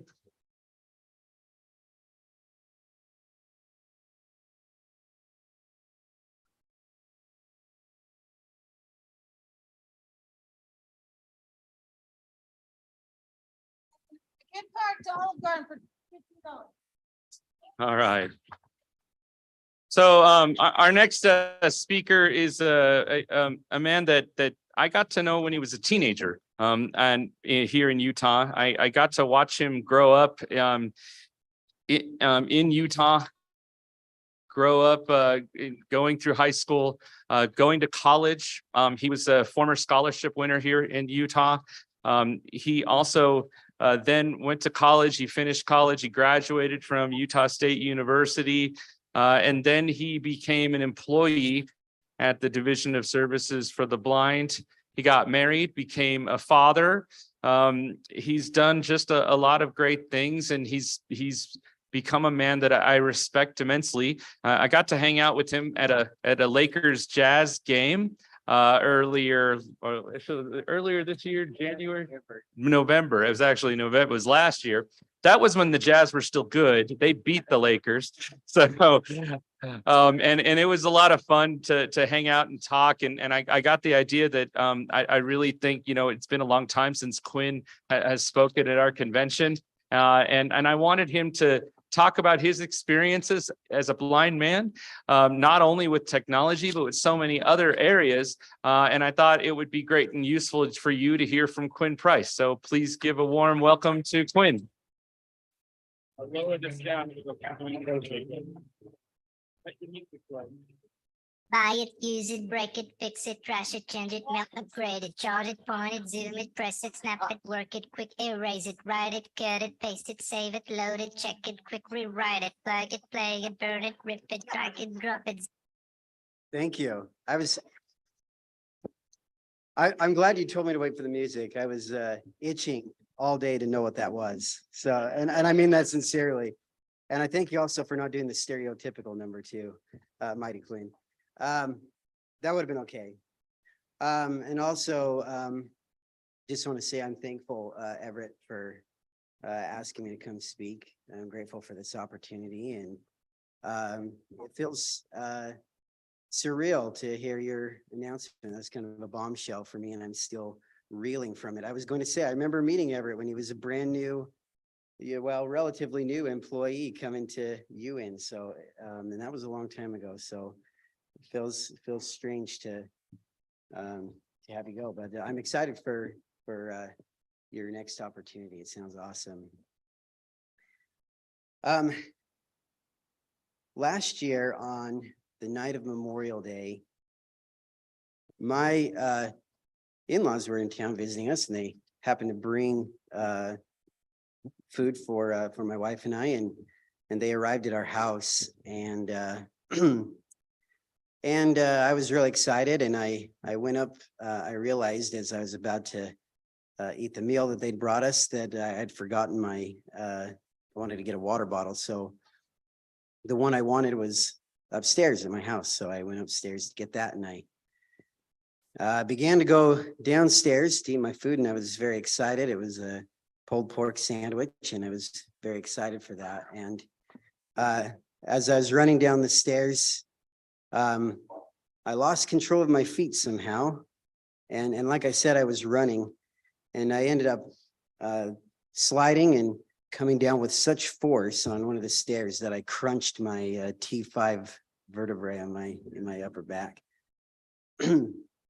Now, I don't want to get into a lot of the details about that, other than to say that when I landed and I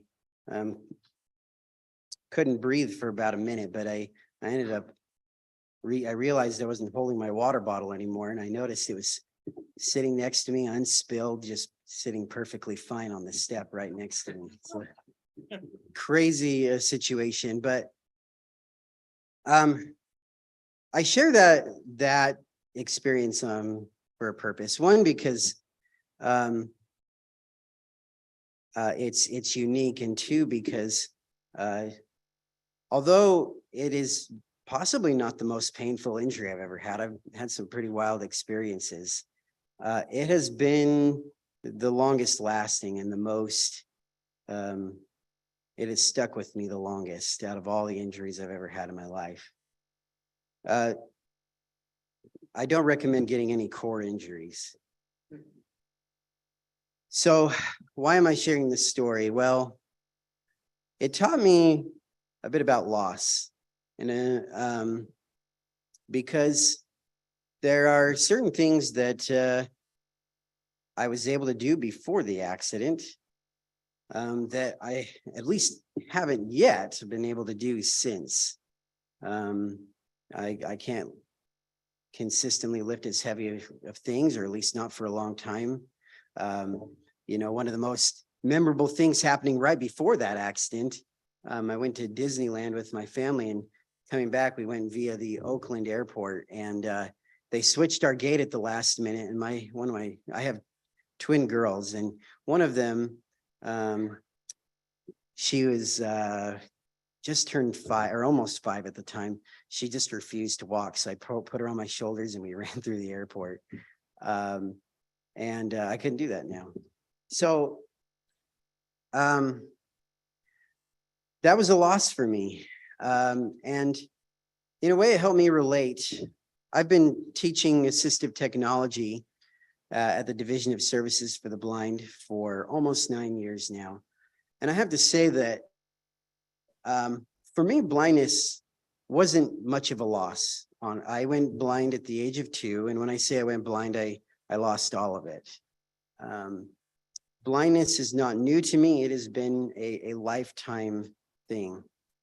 And I became aware of what it's like to lose something, or to miss something when I had this accident. Now, I share that with folks in the hopes to give an uplifting message. As a blind person, I have faced a lifetime of minimization. And I hope that this isn't misconstrued to, target anybody, because that's minimization has sometimes come from myself. I think it's a very natural thing when you have a disability to use that as a means of avoiding things, especially if that thing is hard and if you don't care about it very much.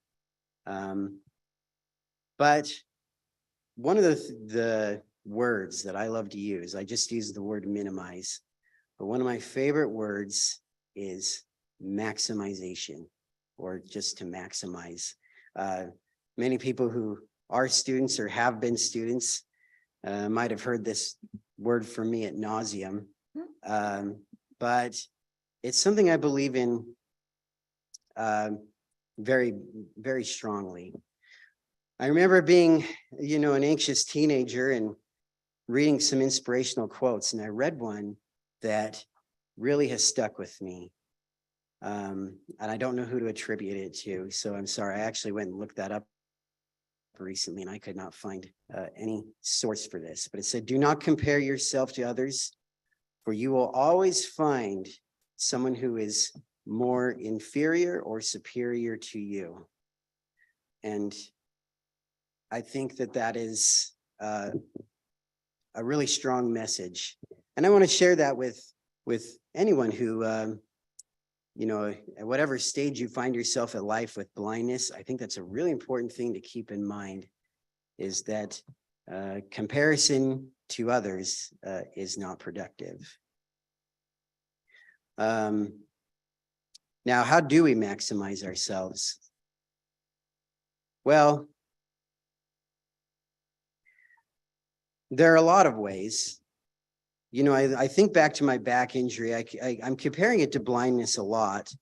And some might say that it's an apples to oranges comparison. And I think in some ways that's true. But also apples and oranges are both fruit. right? And in other words, they have a lot of things in common. They have a lot of things that are not in common either. But one is to exercise yourself, to grow yourself. And I'll talk about that in a minute. But the thing I want to focus on first is community. That's something that's different. I haven't found a community of people who have smashed their vertebrae. I probably could if I wanted, but I have been very privileged to be part of the blind community for a lot of years and to have been part of what I would call sub-communities of the blind community. I grew up going to lots of the summer camps that Brandon mentioned earlier, and I, like Tyler, I played goalball, although speaking of not comparing yourself to others, we should not do that with he and I in the goalball world. But I got the opportunity to do that, and it was a really fulfilling experience. But you know, growing up, I also came to many of these NFB of Utah state conventions. In fact, I really don't know how many I've been to. I've lost count. But all throughout my teenage years and adult years, I came to these. And I really thought it was a cool community. The fact that there are student divisions, divisions for people who speak Spanish. There are lots of fits for everybody. But this was even taken to another level when I went in 2013 to the NFB National Convention in Orlando. At the time I was in college and I was aspiring to be a classroom teacher. And I was reviewing the agenda and I happened to see that there was a group, a committee for blind teachers.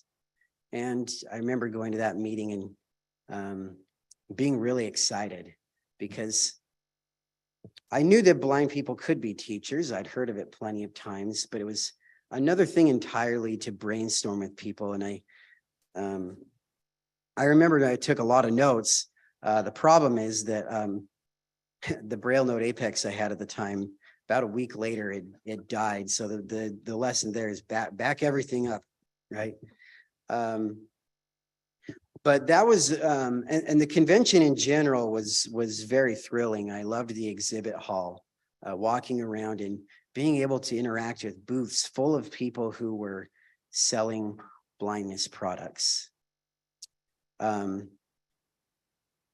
I should also mention that I was a pretty active participant in the 2020 and 2021 conventions in the virtual components that those had. And again, I remember attending the research and development committee and listening to presentations on, they called it the graffiti at the time. And I think that's evolved into other things, but that's a multi-line Braille display. So that was at the 2020 convention. And so I loved hearing, the cutting edge stories there. Of course, I'm between the 2013 and 2020 convention, I started working at DSBVI as the technology instructor. So I've really been excited by that kind of stuff. But I think it's important to mention that there are tons of committees, and I couldn't even think to name them all, but I know that there was like an arts and crafts one for lawyers. I was also very excited by the committee for autonomous vehicles and attending that one. And so why do I mention all this? Well, all of these committees were part of a community, a place for people to get together and collaborate. And that brings me to that word again, maximization. I think it's important to recognize that blindness is a disadvantage. It's, no particles move faster than light.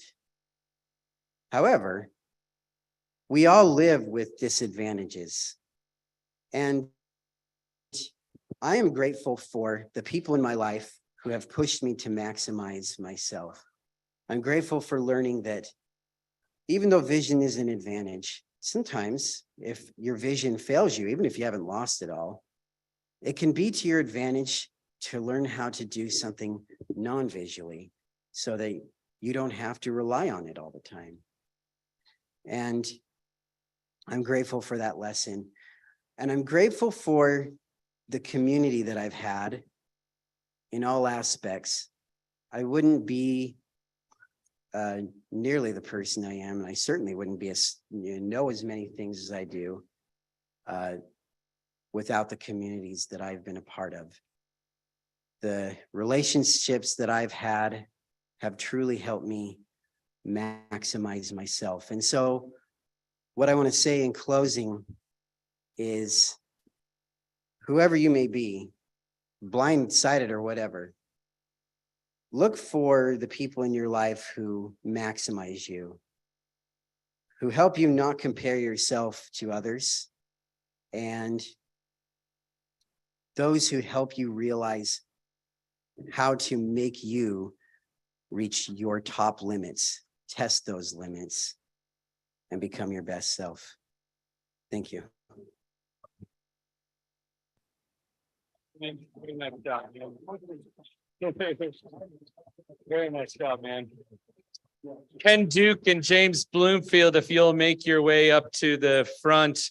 We're moving right along. At 4 o'clock, we will be having our exhibit hall, our vendor fair, over in the Aspen room. So that is on the opposite side of the first floor of this hotel. They call that the conference room side, although this feels like a conference room. The breakout sessions are all over there. The Aspen room is a great room.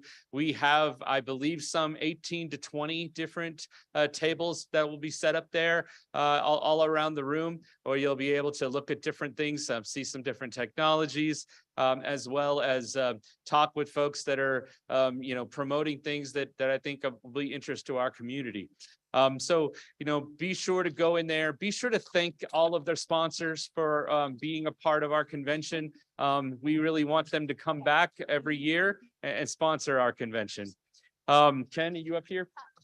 Oh, good, good. Okay, so, it would be, I couldn't do an agenda of find your fit in the movement without including Ken Duke, who I think epitomizes what fitness is. He championed the first ever blind Utah Ragnar team. He's championed, the first ever blind tandem biking team. He's done all kinds of awesome fitness related things here in Utah. It's a passion of his.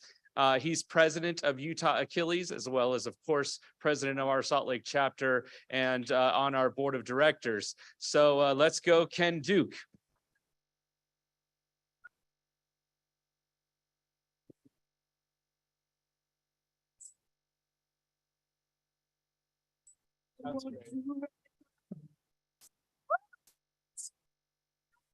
All right, go Achilles. So thank you, Everett, for inviting me and being part of the NFB convention. There's been a great partnership between Achilles and NFB throughout the years, and I'll tell you a little bit more about that later. There's a gentleman on my left here, and I'll give you more information about him later, but this is my brother-in-law, Richard Ensign, and he is a great person. He's one of my best friends, and I'll tell you more stories about why he's here. But let me give you a little real quick story about my running and my exercising. So when I was back in a younger age, back in the 90s, my vision was better. I thought I could be independent. So I started running. And why I started running was because of money. So when I worked for a insurance company called Smith Administrators, I was working the graveyard shift. And the boss was an avid runner. So he would have these fun runs, company fun runs that he would sponsor. And people got to take off work, half day of work, and go do this fun run with him. And the incentive was, if you beat him in a 5K race, then you could get $100. Well, now $100 doesn't seem like that, but back 30 years ago, that seemed like a lot, especially to a student and a young married man. So what happened is I never run before that in my life. I got the memo. That's when they used to have old paper memos. And it said, a fun run, go to this park and beat Dick. It was Dick Smith, who was the owner. So I said, okay, I'll try. So I ran for a couple miles here and there, a couple days before the race. And I was running by myself, and I started to train. And like I said before, so we ran the race. Nobody knew me. I was this graveyard guy. Nobody knows graveyard people working the graveyard. So I was there starting the race, and I had no idea that I could beat him, but I did beat him. Long story short, I beat him. It about killed me. It about killed me, but I beat him and I got my $100. Well, I caught the fever at that time. I say, hey, maybe I've got something going on here.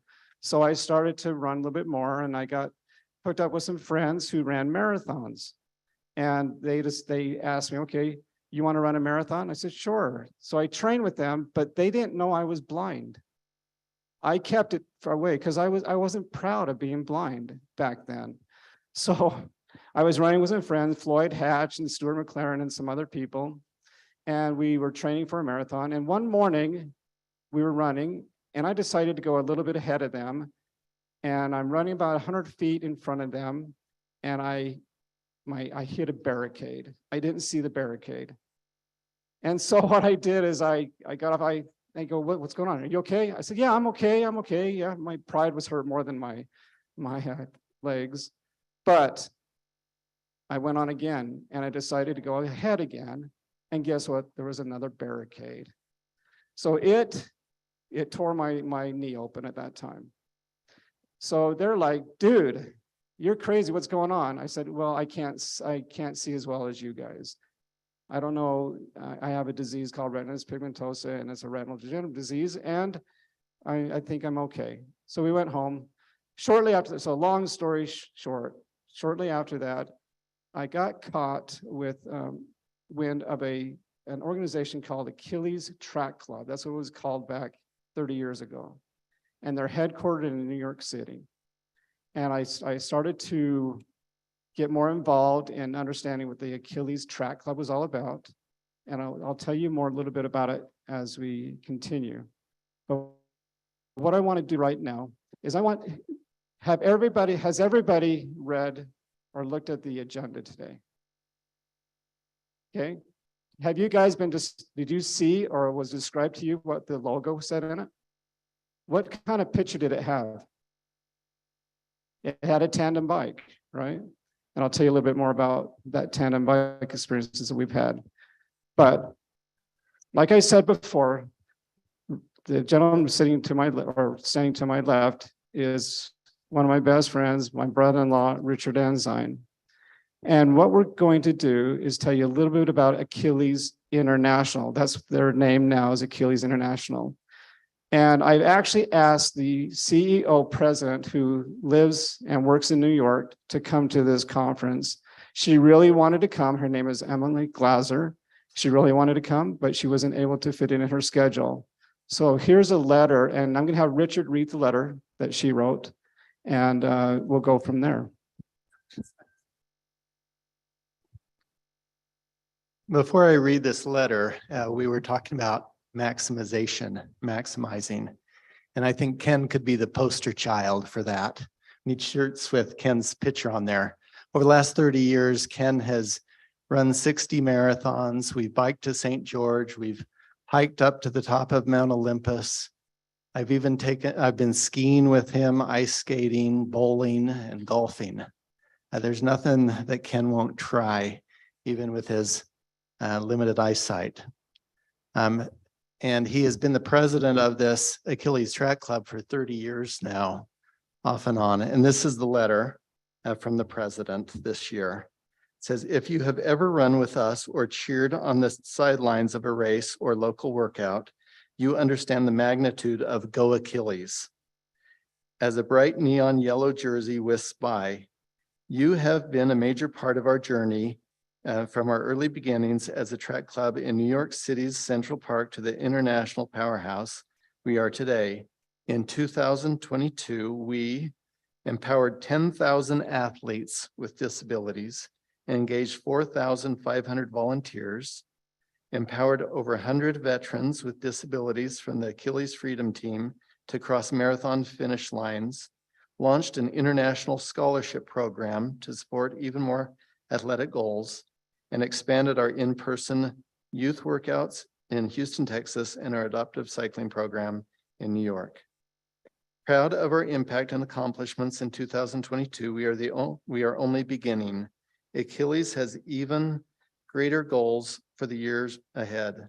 As we celebrate our 40th anniversary, we inspire to reach even more youth, adults, and veterans with disabilities and provide greater access and adaptive equipment and racing opportunities.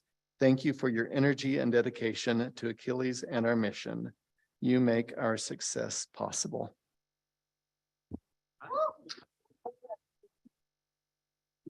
Thank you, Richard and Emily. Thank you for that.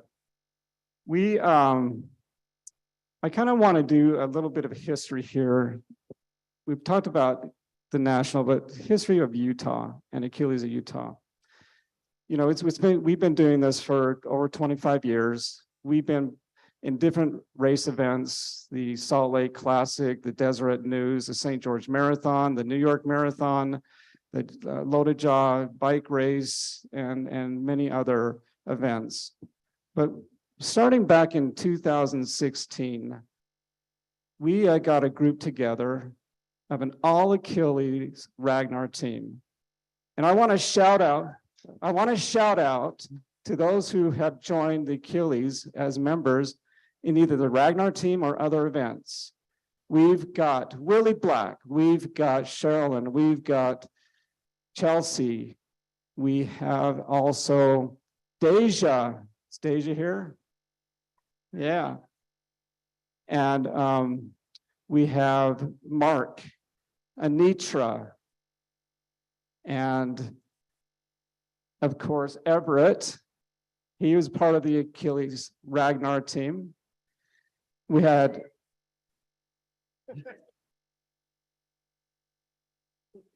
Lexi, we had Moy, we had Guillermo, is that how you say it?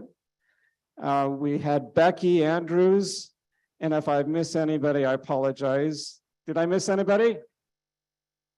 Stephanie, of course. Stephanie. That's right.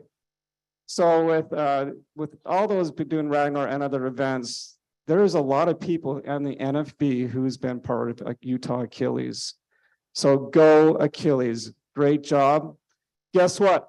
I want to include more of you guys, and I'll talk about how you can do that a little bit later. We've also done some great events, not only Ragnar, but we've done some, Everett mentioned it, we rode from Salt Lake to St. George and ran a marathon the day later after the ride from tandems.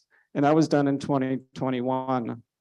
You know, the pandemic kind of slowed us down, membership kind of went low. So from 2019 to 2021, we didn't really have any events except for the tandem bike ride. But as we take a look at other events that we've done, we have had a lot of fun doing some innovative ideas with some tandem biking, running, and this year we're gonna start to do some new things. Well, let me just back up. All these events that we've done in the past have been adult-based events. Well, this year we're gonna get kids involved. Anybody from the age of 3 to 21, we are gonna really focus on some kid events that will be tandem bikes or running, and a new event. Who's heard of CrossFit? So my daughter, Alicia, who is an Achilles member because she is visually impaired, sorry, Everett, but she works at CrossFit and she's getting organized that the CrossFit up in Bountiful will help those who want to be part of Achilles and work out on their machines or work out with their coaches. So if you like doing some CrossFit type exercising, some weightlifting, non-cardio, then we will have that option for you. So the other events that we've done we've done many New York marathons for Achilles Utah. And this last year, we did the New York Marathon.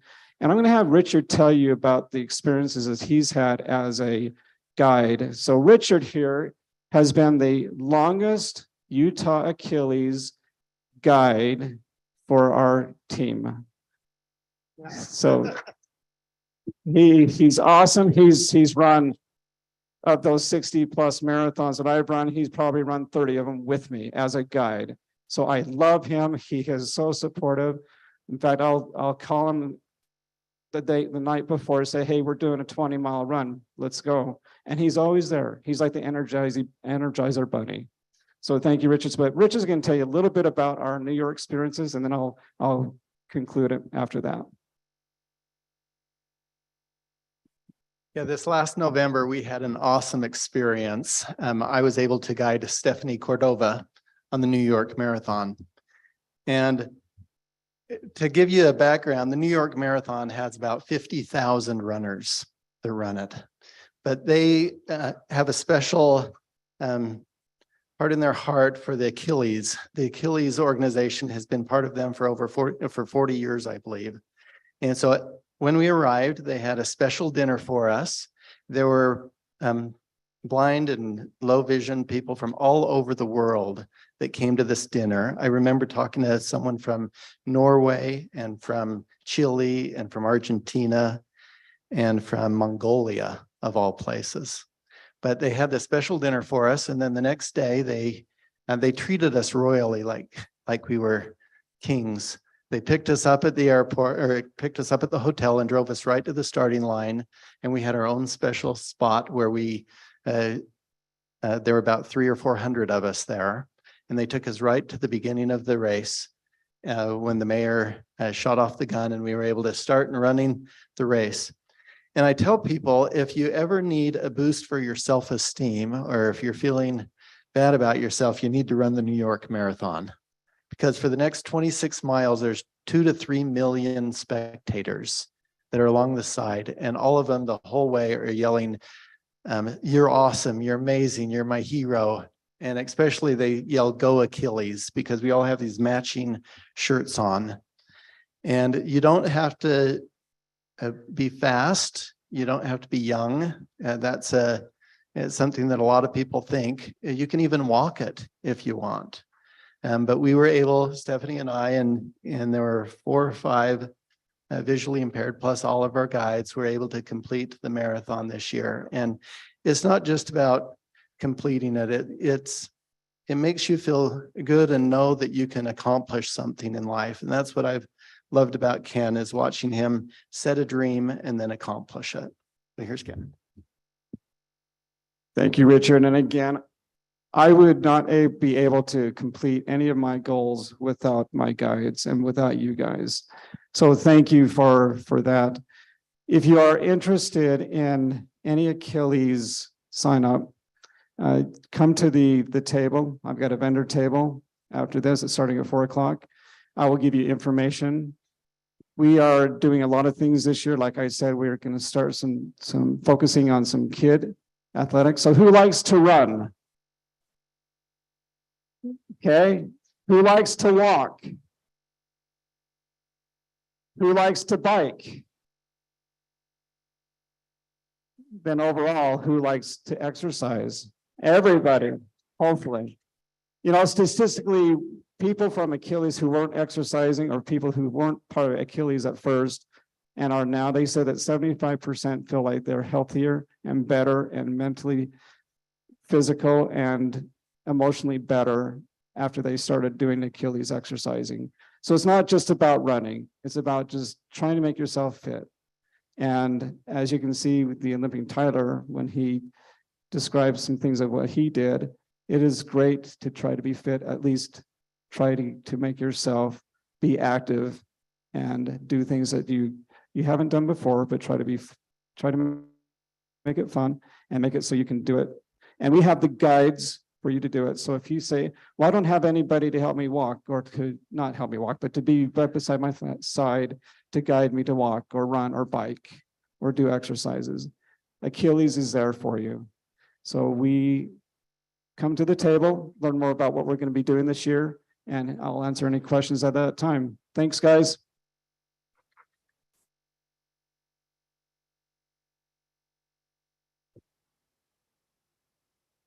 Thanks, Ken. Run, Forrest, run. All right.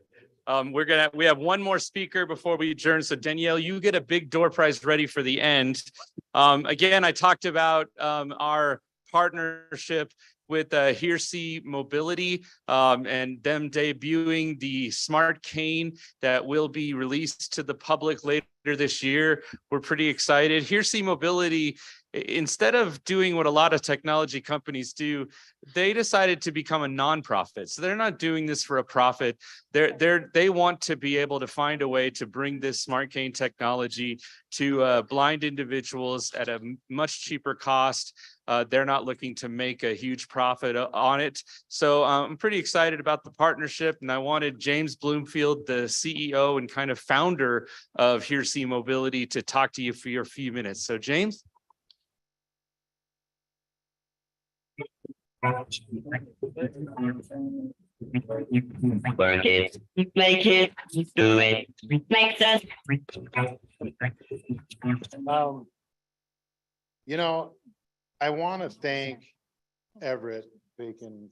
When we first came up with this idea, we did a proof of concept, and the first person that I took it to was Everett. And we got honest feedback, and I'm just grateful for. We didn't know each other or anything. Yeah, I had no idea. I've never met Everett, and you know, I've just grown a great friendship with him through this, and we would not be where we're at without Everett and all the members of this community. A lot of you here have helped get the product to where it's at. Kind of where we got to where we're at is, like I said, we came up with an idea, we brought it to the community. The community has guided us through this through this whole process. At every stage of the development part of this project, we've asked for help, for guidance on where we're at. Everett and his group have given me the scope of work that we needed to do, and I've gone back and gone to different partners and developed the cane. We're working on the software right now. We have an incredible team right now working on the software, and it's been a great ride. I know that a lot of what we talked about was through this whole thing is what's the future of travel for the blind community. The things that I've noticed with the blind community is when you go into a new space, it's finding where you're at, getting a mental map of the area you're in. And the sighted community thinks, well, there's Braille, right? I've always told them, put a blindfold on and you go find a sign, right? And as Everett's told me, a lot of times it's not reliable. The information that you get is not reliable.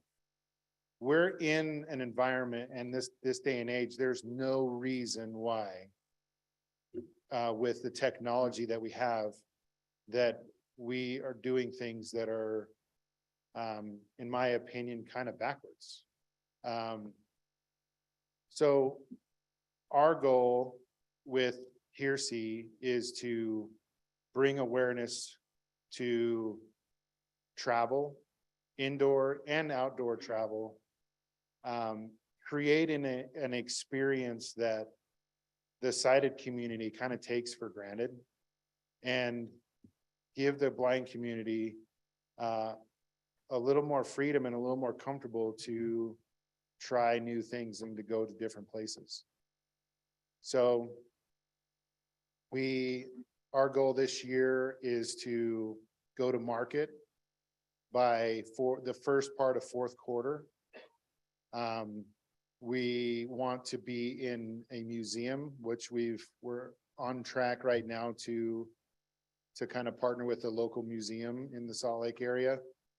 And then Everett was talking about being in a couple schools. I think that's very reasonable and very doable. But the big picture, Everett is a Cowboys fan. I have no room. I just don't get it. I don't understand it. I guess there's got to be a Cowboys fan, right? But he enjoys sports, right? So one of my goals for Everett is to be able to outfit a stadium so that he can go to a game and enjoy a game and be able to navigate through the stadium on his own. I know there's plenty of people that want to go to a museum and be able to go on their own and experience a museum on their own. Chapter 10 of the ADA talks a lot about amusement parks and things like that, but there's nothing in there for the blind. I think an amusement park with the technology we have nowadays could be a totally different experience for the blind. And they can enjoy it the same way that sighted and other people do. So I'm learning a lot. I'm grateful for the friendships that I've made in the community, especially with Everett. But I'm looking forward to what the future holds. And I'm grateful for the opportunity and look forward to seeing where this can go.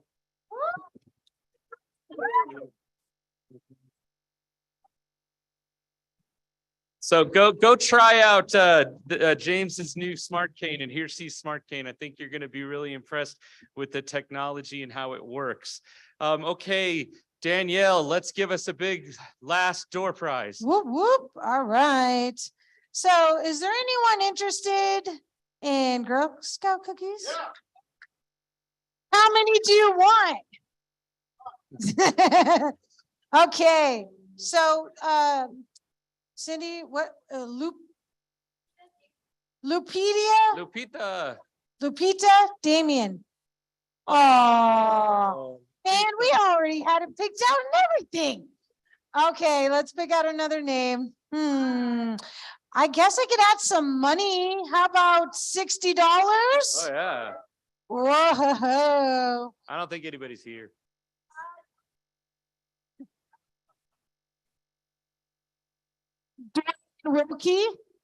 Dwayne Welke, he was our veteran. I don't know. Guilty. Oh, nope, he's not here. No. Let's, uh-oh. Okay, just keep those names out of there for right now. Okay. Mark Johnson? He's with Hearsay. I think he's doing stuff over there. Uh-oh. Oh, well.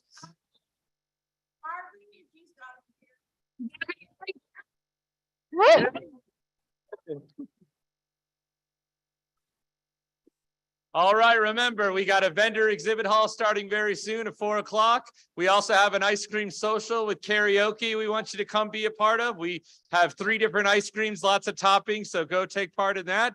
Day 1 is in the books. We're adjourned.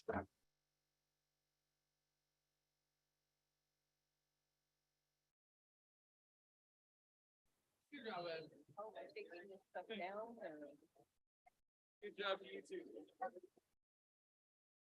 That was fun. Enjoy. Yeah, good job, James.